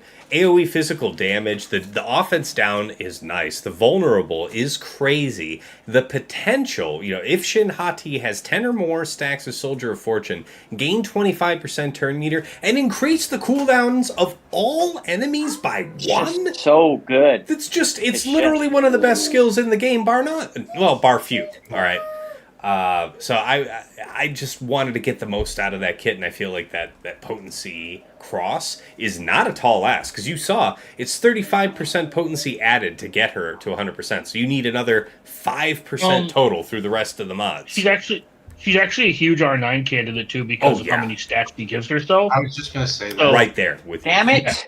Stop it with the R9s. But it's true. But it's true. It's just true. She is such a good character, and fuck CG for making such great kits that need Relic 9. Because I agree. I do think she is on the team. Yes, Baylan is obviously like a no-brainer, right? But I agree, because she's also got that per Relic amplifier. Damn it, CG. Again, it adds and lends to the setup to say yes. Overall, because when you get to play with her, right? So when we're doing the Baylan event and you watch, yes, Merrick does work and he gets faster and faster and gets to do things like that. But playing with her puzzle that she feels like such a complete character, especially under Baylan. It's great. Very fair. Guys, last note here on Baylan stuff. So I think here in 3 versus 3, with the specific callouts in his kit, I think at minimum you would be taking Shin and probably Marok, because there's a lot of synergy right there just between them. But I wonder if there's something interesting to be done with Baylan, Shin, and Hondo. Something like that. I wonder how necessary Marok is in 3s, or how important his damage is. I don't know. What do you think about that? I think in 3s. You're breaking up, Dagger. Thought you should know. While you hopefully get out of your basement, was it Arsenal or TJ that was about to sound off? No, it was Arsenal. Oh, I was. I was gonna say I actually really like the idea. But my only, I guess, reservation of it would be is, I mean, and CG is doing this a lot, where they're sort of pigeonholing teams together. Where this obviously feels like the trio that belongs together, regardless. And if you were like going to like run a couple of UFU Kron Inquisitor teams and want Merrick there, I could see that, to spread your team out a bit. Sure. But I guess the only issue would be, like, Hondo already has a great Kron, and if you have Baylan with his Kron, like, you wouldn't put the Hondo Kron on that, right? So see, yeah, exactly. Let's say if you didn't have a that's where I was Hondo going to go Kron, to. then. Well, that's where Arsenal hit what I was going to hit. I was going to say this team is just built to work together for the most part. So the only thing I could see pulling Merrick off for is L3. Okay, I can respect that. Yeah, certainly if you have the Hondo wanted an Kron. additional pre-taunt. If you have the Hondo also has Merrick. Sorry, go ahead. I was just going to say, Hondo also has specific callouts to Baylan's kit. I think that's why. It's one piece, though. Yeah. Exactly, but you already covered it, Arsenal. I mean, if you've got the Hondo Kron, you definitely don't want to leave that money on the table. So Right. I take your point. Sorry, TJ, you were saying? Okay. I don't see how Merrick's not on the team if you just go through what he's giving. Yeah. He's okay. It's not just other pieces, right? There's Purge callout in 3 places. There's Purge callout. Yes, there is. Yes, that is a completely fair point. I got to take that piece. Also, he does gain and get faster as things are going on, and there is a lot of dispel of what's happening, which is helping him get better. The other piece I want to make sure of is, obviously we talk about they call him a bruiser and they do everything else, but I think it's because they try to put all these pieces to make him stronger, right? Mm-hmm. Let's add all this additional offense to try to make him do more. But in specifically Merrick, if you go look at his thing and there's a call out for it, defense penetration is there. Yeah, and then this is something that you might also easily overlook as part of his Soldier of Fortune unique on Merrick. Whenever a mercenary ally gains a stack of Soldier of Fortune, they recover 5% health and protection. Right. You might overlook that, but that's unreasonable. Also worth mentioning, he actually does give you like a reasonable like Inquisitor split if you are in the position where you need additional teams. I don't think that applies to anyone in this chat, but I think that is useful for people who maybe have heavy investments in teams for TW and TB, and maybe don't have,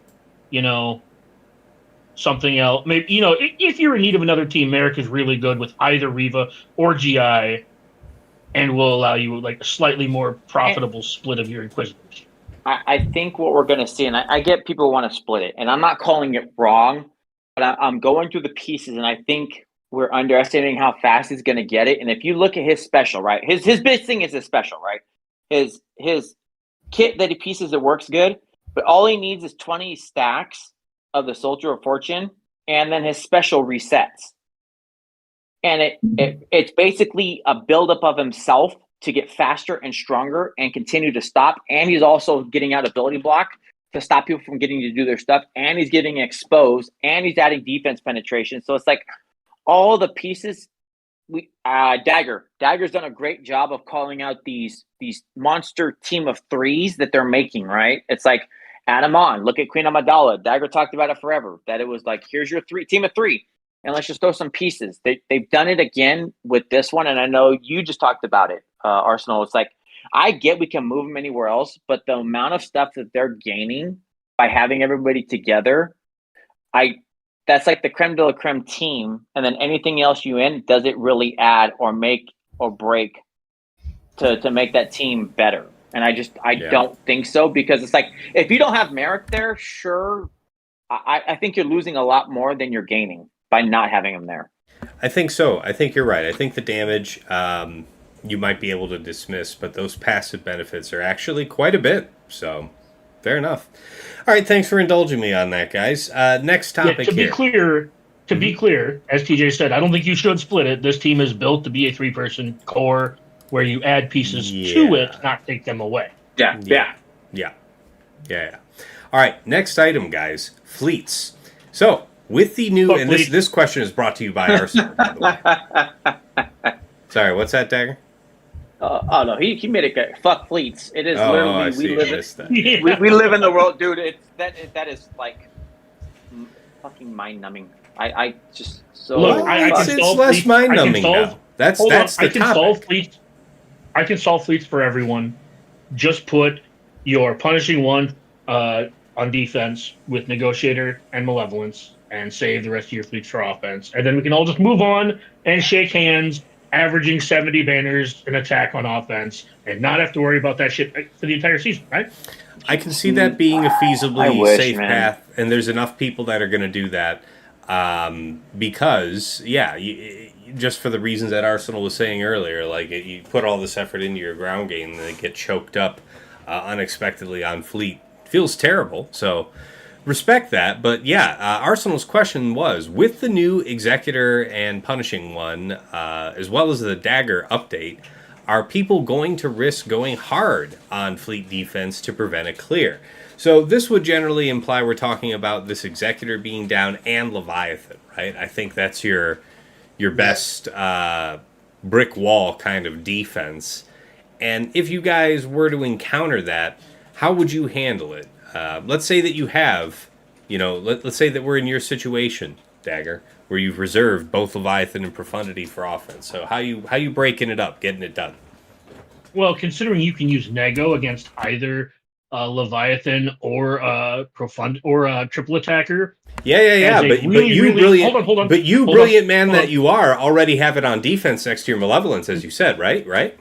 No, but what I was going to say. Sorry, I'm going off on this just to be clear. If you suspect your opponent to do that, Nego is really good at taking out the B-28 bomber, so you can clean that up, and it's really good at taking out like Razor Crest or Punishing One and letting you clean that up. So if you're afraid of that, just stick resistance on defense, or if you're stuck with that, just Profundity, just plan on profunditying B-28 and then cleaning it up with Res. Okay. Because if you play that fight differently, you can clean that up and just two-shot it pretty easy. That's fair. It doesn't feel good. So have you... Sorry. I was just say, have you guys... this is not going to get published till after the week is already on, so I don't think I'm giving away any secrets. Plus, there's some videos about it, but there is a comp that I've been playing with in Arena, which is Profundity with just like the main 3 starting, and then just MK6. Yeah. Right. You're talking about the video that's going around, but it doesn't. You still let him explain it first, TJ. Let's hear about this. Go ahead. No, I was just gonna say, my shard is not amazing, although I do have docs in my shard, so we test against each other. So that I'm lucky for that. I actually have one person that we can test fleets with. But I've been using it to climb, because the Levy Dagger is totally toxic now that it's with this change. It's much harder to beat. But the concept is pretty simple. You get the tenacity up, and then when you bring on K6, you get tenacity up again, and you generally win the alt race, and then you clean up.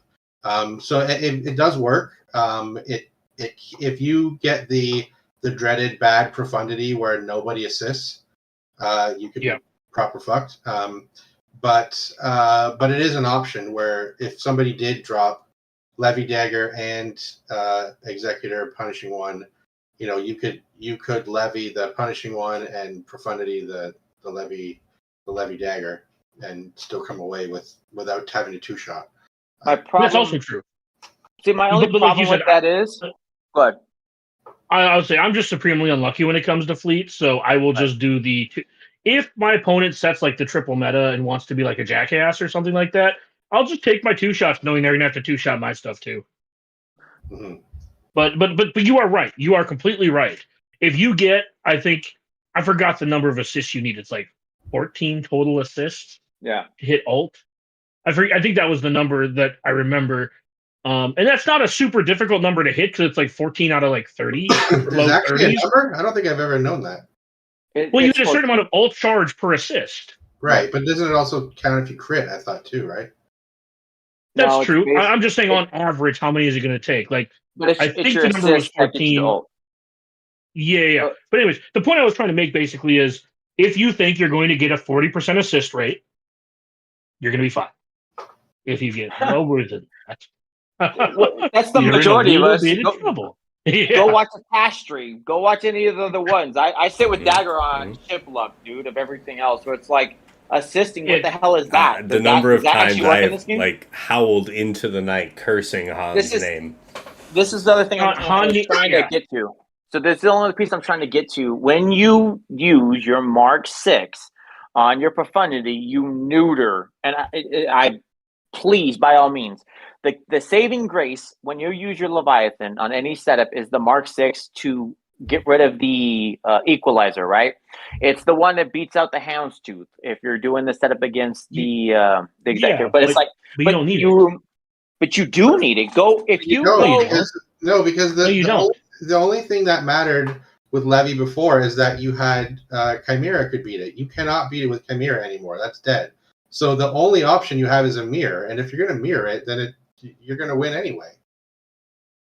Yeah, you only need sass to win a mirror. All you need is sass. Yeah, like, no offense. I think that's the sort of strat is. I mean, I agree it's not as good, but I don't think it ends it. I'm saying if you're doing this setting, you're right. I'm not discounting it, right? That's the whole thing is like the mirror versus the mirror is mind numbing and absolutely nobody loves this change. Right? Killing the Chimera, everybody hates it. If you're starting Levy, you start sass, hit auto, you're probably fine. That has not been my experience fighting these. Not anymore. Not with the I would love to find her. This whole thing, it's like I will tell you what I've had the best success with, and I know that's what I said to what Arsenal is talking about. There's a video out there if people want to go check it out and find it there that gives you instructions. I know that they're saying I'm in the Nightmare ship shard, right? So I'm in the worst one that had to get split up. So when we talk about ships and hating it, I have a lot of interest in it. And to be clear, sticking the healing immunity is what I'm referring to, Arsenal. Oh, okay. To be clear. If it gets a stick, and that's part of my problem, right? I know. I'm just saying, if you stick healing immunity on B28, it's a super, super easy fight. That's like getting assists from profundity. That's right. Let's comment all of them. It's the same shit though. It's got to stick and then obviously not get cleansed. And it's like that. Those are the pieces where they talk about it. But it's like, yes, if they're doing that, it's true. You don't need the Mark 6, but if you're keeping it for offense as well, it's like it's still the Mark 6 becomes like basically a mandatory tool to still be able to get it done. And using it with profundity, now your Leviathan, in my opinion, if you're trying to use an offense, is dead in the water. It feels poopy and it does not feel good because that Mark 6 is your equalizer. But if you're using Leviathan punishing one, you don't need Mark 6. Mm-hmm. There's also a version of the profundity, really quick, there's also a version of the profundity. It doesn't feel quite as smooth, but Ebon Hawk is still solid too. Yes. It's not as smooth as the Mark 6, but it does its job. I just want to comment, Arsenal. If you're telling me you don't need the Mark 6 against the Executor, I don't know what teams you're fighting, but because Houndstooth is coming in, if you don't have anything to stop the Houndstooth from doing his job, you really can't get past it. I don't know. I've never really had issue with it. I use the. But just remember the difference in the shards because everything I face is Relic 9 or above. So every time I'm facing it, and I'm just commenting it that way, is your point is that it will kill the Leviathan. My concern of doing that is then now your Leviathan is, I guess, poopy. But till I get. Weren't you the one who said to use shuttle and bring that in to heal? That's what he taught me anyway. Yeah. Right, but if you go look at it, there's still a Mark 6. You bring in but his point is that you're literally not using it. Like the way you taught me, if things go well, you don't even do a second reinforcement. And if you are doing a second reinforcement, there's no reason why it couldn't be SAS. Because here, the point is if you're moving through the fight, your concern is that you need to have the Mark 6 because you need the delete for something. And I'm saying that you don't really need that. Like, if you're quick enough in the fight, once you pop off the ultimate, you're just going to grind through them quickly enough. I have not. Then, like I said, I guess our experiences are different because I'm telling you when it's come down to it, yes, I will win the fight, but almost religiously, Houndstooth is out. Well, what about that? It's still getting to that. No, go ahead. Go ahead. Sorry. No, it's your point of what I said, where I taught you guys with the shuttle.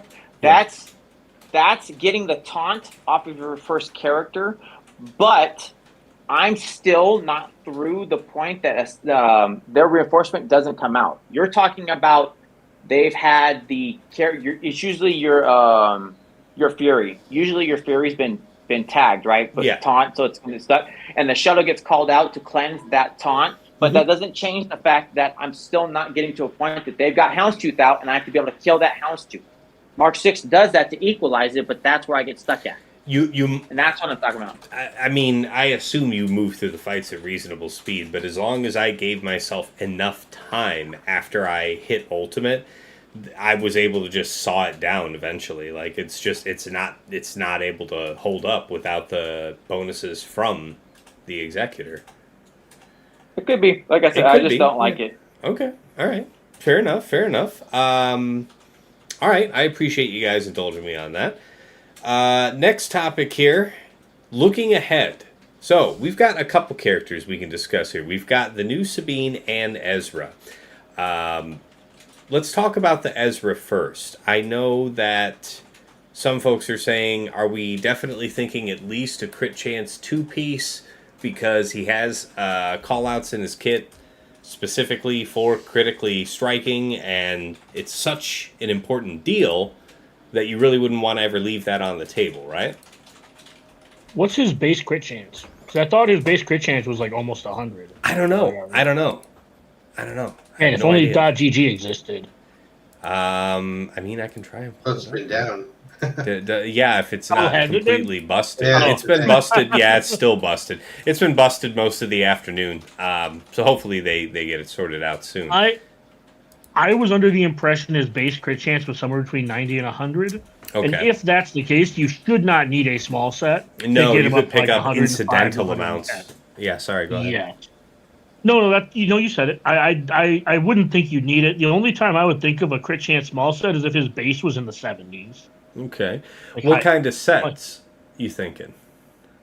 I think just at least we know nothing about Ahsoka's kit. Nothing because at all. He wants to crit. I would say an offense set plus crit damage triangle.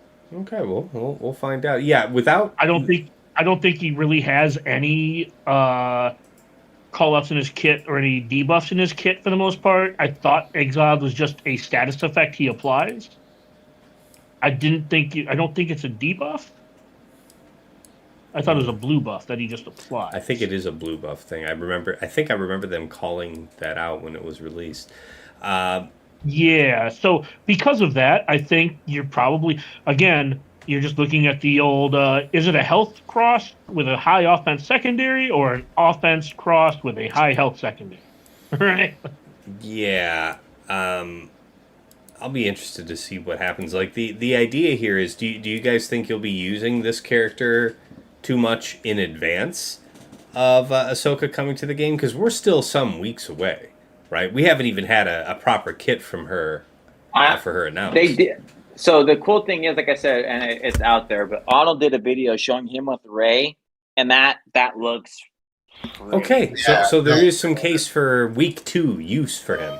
I honestly look like this is one thing I am liking. Like, I know we're going to talk about Sabine, but it feels good, right? I looked at what I saw with the video, and I would behoove people to go check it out. Basically, somebody got to be able to come in and show what it looks like with Omicron's put on and all these pieces. And under Rey, man, his stuff looks pretty damn solid, especially in 3s, right? Because obviously your scope is more limited. That felt good. Isn't he a Jedi too? Should be. I think he is. He does have the Jedi tag. I think, when you're looking to talk about applying him outside of Ahsoka here in the early days, this unique really calls out to me here, and the Force is my ally. Light side allies can't have their cooldowns manipulated by enemies. So I said, it's like, and obviously the universal love of anything light side is the Rey, right? But it's like looking at it in action, I was pretty sold, man. It looks pretty cool. Maybe this could be like your 5th plugged into a JMK team in the future, and now I mean, just in the incidents where there's like Lord Vader or something, where your Maul needs to be able to push back Cat in order to make that fight work properly. But nope, not for you. I don't know if there's any use for that. Maybe not here in threes, certainly. But that is cool to know that there is some potential for early testing. What other thoughts do you guys have on early Ezra? Because then I'll throw in Fatal's comments on top of that. Well, one of the things I thought was interesting is we were talking earlier about the I can't remember who it was on. Oh, it was the Malicos Kron. How you got to be careful because he gets the resilient defense. That's also baked into Ezra's kit.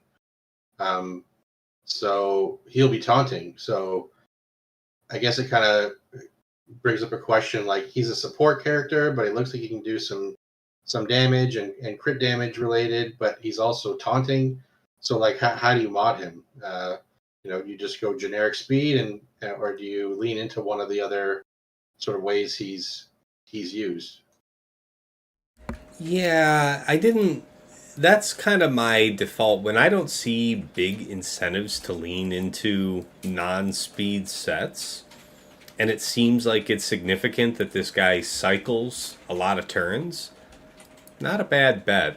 But I don't usually make this determination myself until I've got the character unlocked and I can see it at 85 and start tinkering with mods to start looking at what kind of breakpoints I can hit. So I appreciate you guys sharing some thoughts on that because I was really kind of stumped myself. Yeah. When in doubt, speed. Yeah, fair. Fatal here says that, by the way, Fatal is dealing with, I guess, some flooding, around the home, flooding basement or something of the kind. So that's why he hasn't been here. But he did share some notes here in the comments on our call. So he says that he believes Ezra seems far more powerful out of the two Ahsoka build-arounds that we've seen so far. But that could be easily due to not seeing Sabine's numbers yet. However, he did follow up immediately after saying, okay, on further consideration, if off balance, the new effect announced with this new Padawan Sabine makes you lose 10% health per hit, this shit is one of the strongest things we've seen added to the game, and tenacity/crit avoidance will be borderline mandatory for fighting Ahsoka. So he has some more thoughts that we'll share here in a minute on the new Sabine, but some real danger here, and we certainly see synergy between the two characters. I was going through his some of his other things that he's got special callouts and all that, and I think we should be pretty scared of what he can do as far as how he works Exile. Obviously, when she comes out, right, when we actually get Ahsoka in game, it's going to be wild. But before that, he's gaining stacks and building up pretty fast, and he does have things called out for unaligned force users, right? So and he's giving foresight out as well on his basic that plays with the game. So it's like those are key things that can really mess with how things are going. How about Sabine then, guys? I don't think we did a full kit review on Sabine, and I think that's going to probably take us well over time if we throw that in as a topic. So we'll be sure to talk about that here in next week's video to go over the kit. Or we'll just have it, or I'll just make Cass commit to doing it as a standalone video. Commit to doing what? Make our video on her a standalone video. Make her video. Dude, she is so cool. I'm sorry. There's so much to talk about is my point. If we do it next week, it's going to be like 45 minutes. Well, that's what damn sure not going in full detail here. Man, she even playing against her, dude. She was so good. Go ahead, do it if you want, Tess. But like, man, her stuff and getting immediate use is so cool. Yeah. Well, let me go ahead and we can do not in some type of in-depth analysis, but at least I can pull this up here and we can take a look at here. Key attributes, at least. New stackable debuff, off balance. The more stacks, the more damage, and turn meter reduction. Direct callouts to the new Ahsoka Tano, Galactic Legend, and stacking force connection buff increases crit damage. So let's see here. Taking a look. basic here. Gains 20% armor penetration for 1 turn, stacking a maximum of 60%. Deal physical damage to target enemy, and this ability gains 15% crit chance for each ally below 100% health. First special, on a 3-round cooldown, says deal physical damage to target enemy and inflict pinned from Stap's kit for 2 turns. Then deal damage to all enemies and inflict off balance on them for 1 turn. That's the new effect. I thought we were gonna do this in a separate video. Well, I'm trying to, because we were talking about. Well, what do you want to do? Because it seemed like you were whining about it either way. So I was quickly just going to breeze through it just to talk about the. I said we can do it as a standalone video. Sometimes I want to hit you with the pan. You know, that's what I said both times. Okay. I didn't complain on both sides. We'll see. There's the definition of off balance, and they were kind enough to define pinned here again as well. Okay, yeah, lose 10% health and 10% turn meter if damaged by an attack. Okay, and I just wanted to, these uniques and stuff. This really will take some. Gosh, it's just one unique, but that really will take some analysis. So we'll talk about that later in next week. That said, I wanted to include Fatal's comments. He actually had some interesting thoughts on this. Sabine is hard to judge damage without numbers, so just talking words. The basic is whatever. She's likely an agility attacker, so stacking percent armor penetration still puts her well below a strength attacker. Not bad to have, just not remarkable for a 1-turn duration unless she's building up for some huge nuke. I think Special 1 looks really good on first glance, but when you break it down, it's not nearly as terrifying. Stagger gives you 100% turn meter removal. I'm curious on if it's 10% health loss per damage or just on first application, because if it's 10% raw loss per damage proc, this ability is insane. For the record, loss is not counted as percent health damage, and therefore works normally against units like Galactic Legends. It's why Bad Batch Echo unique shreds Malik. A BKM Mass Assist would conceivably delete a GL if it's minus 10% per hit. Special 2, let's see, deal physical damage to target enemy twice, and for each buff and debuff on the target enemy, this attack gains 10% crit damage, stacking max 100%. Not stacking, sorry, just max 100%. This attack gains 5% crit chance for each Mandalorian ally, doubled for Spectre, remove 25% turn meter, and an additional 5% turn meter per relic level for each critical hit scored. Okay, so per relic level on herself. So here you go back to TJ's complaint. Now we're seeing an increased incentive to place Relic 9 on non-tank characters just to pick up the full benefit of callouts like this. Alright, but anyway, back to Fatal's comment. Special 2 is pretty numbers reliant. Her unique largely just feels like table setting for Ahsoka. The 300% offense clause is probably the most impactful part of her kit, and it's Omicron locked. Her BKM clause exists solely to bait people. If she matters in BKM at all, it'll be for her first special. So that's his full comments. I don't know if you guys had any early thoughts you wanted to throw on before we get into detail next week, but she definitely seems to me a lot more powerful early in the fight than Ezra, which makes sense, right? Like he matures over the course of the fight. But she has callouts to Ezra in her kit, so that they've done it before. But this is what I was trying to get to, right? And why I think it's so cool is they wanted to make sure, based on time, where it was going to be at. And of course, I'm sorry, I cut out. So I don't know if you guys can still hear me or not. You're good. Yep, we hear you. All good. Okay, so it's what I like that they did here is they realized based on the time. I like the fact that she can go on BKM's team and still, to me, have a relevant place. That was cool.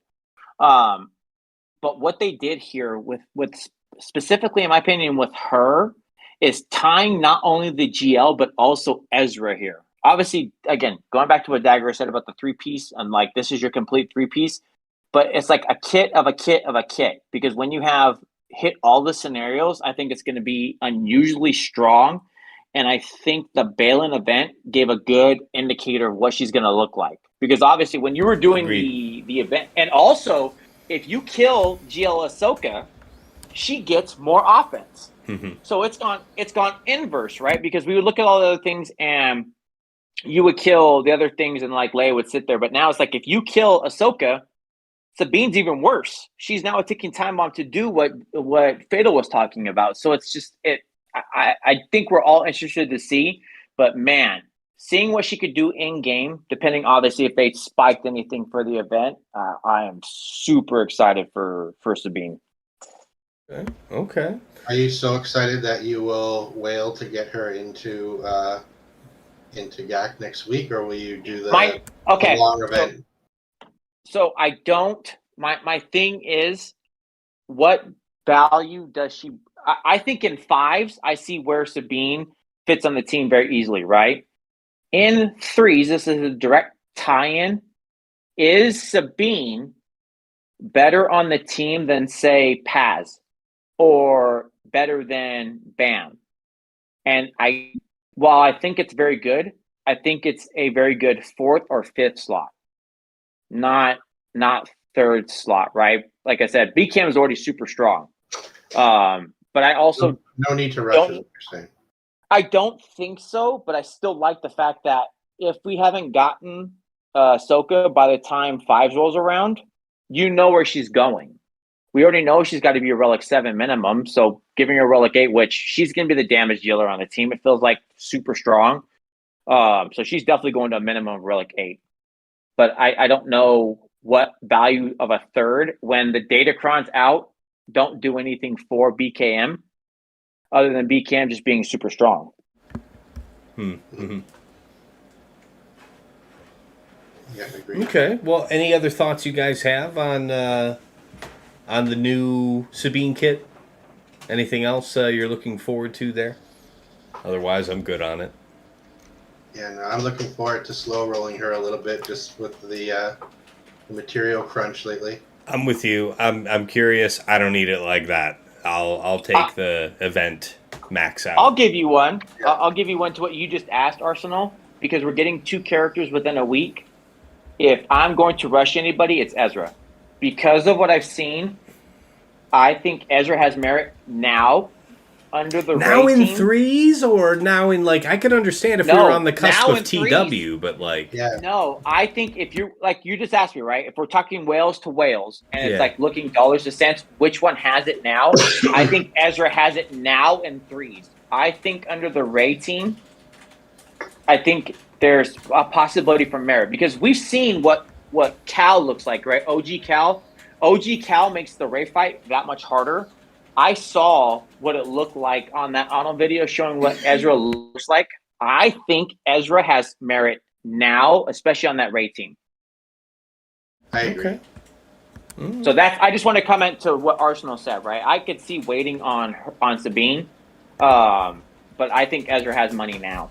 Yeah, no, Ezra's straight to R8 on Monday when we get him, so he'll be good to go.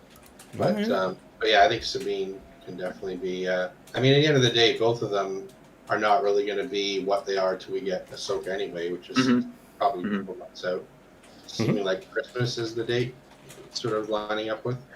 I think we could talk about it, but I feel like, and Dagger's always done really good at reeling me in, right, when I would comment about this. But it feels like we're getting this now. 2 weeks later, we're speculation zone. I think it's going to be the droid. I think people have been calling it out. I can't think of his name right.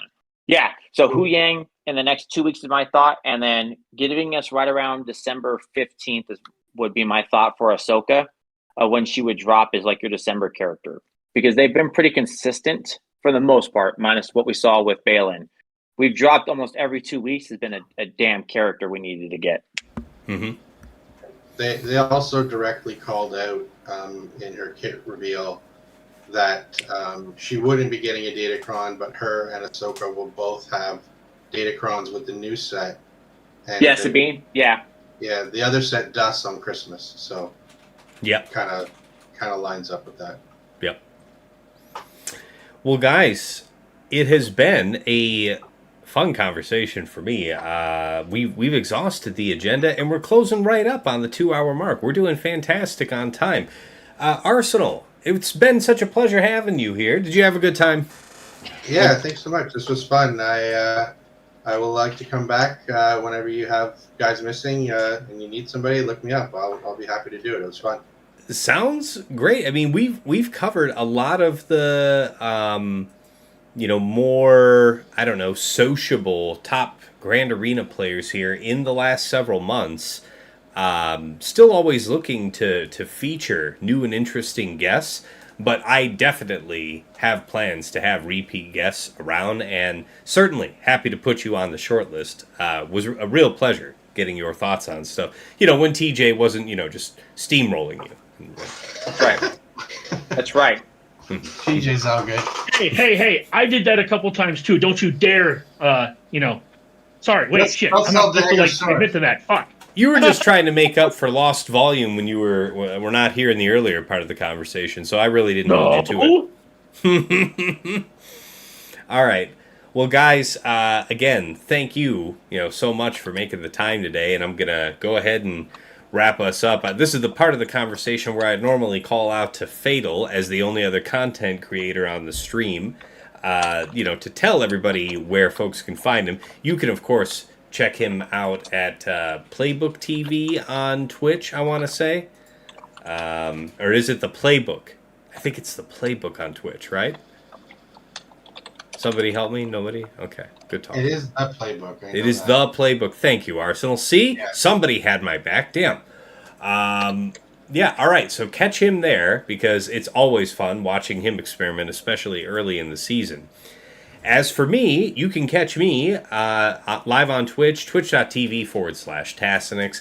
If you're already familiar with this podcast, it is hosted over on my YouTube channel, Tassinix Gaming. This podcast is, of course, also available on Spotify, Google Podcasts, and I do include the RSS feed link on every episode, so no matter what podcast application you prefer, plug that in there and you can follow us. Aside from this show, on my YouTube channel, we've also got some other Grand Arena focused content, or Swugger related in general, that I think you'll be interested in.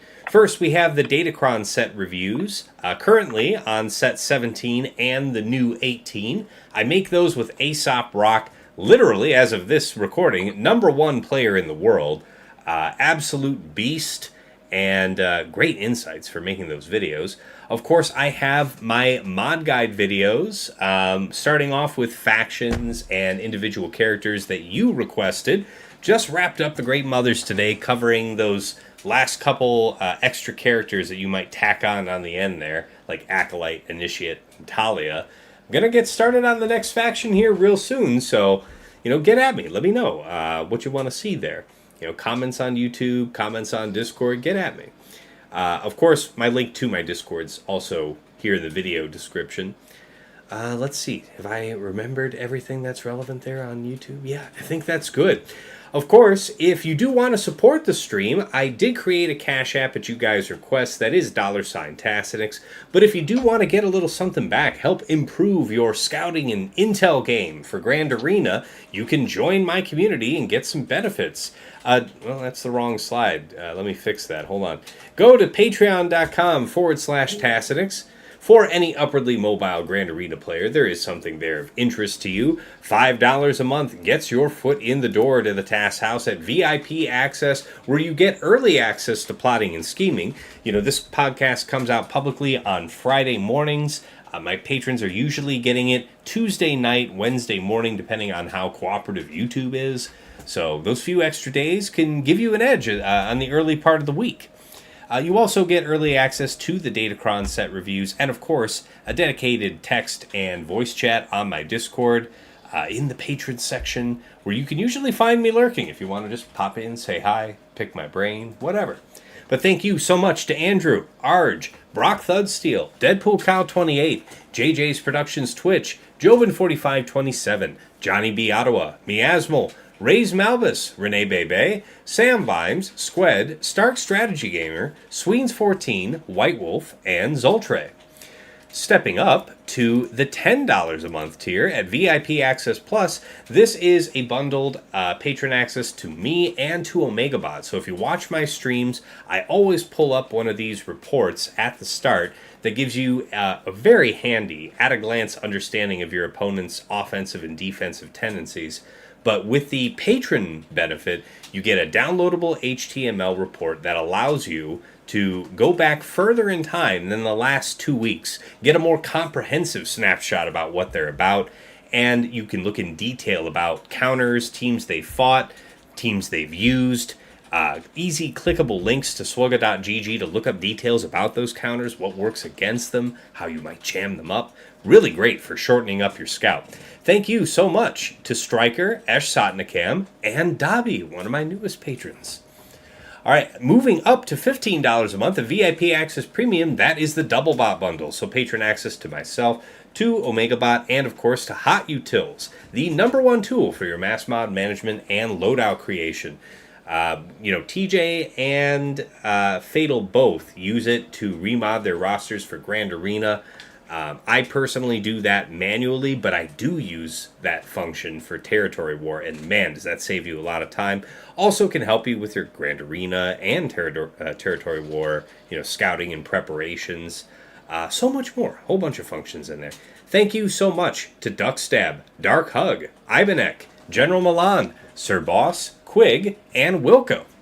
And of course, at the top of the heap, Ingesters Club Elite, the one, the only Nomad's Reaper. This guy pops into stream from time to time and drops hundreds of subs, thousands of biddies. Incredible generosity over the years.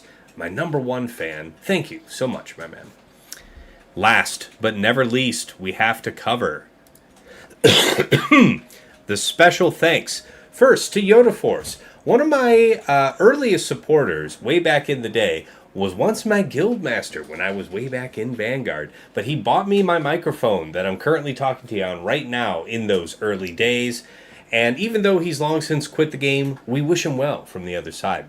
To Mrs. T, my wife, thank you for all of the work you do in the background, from keeping our inquisitive and creative 6-year-old from utterly destroying our home while her father is attempting to be halfway decent at a mobile game.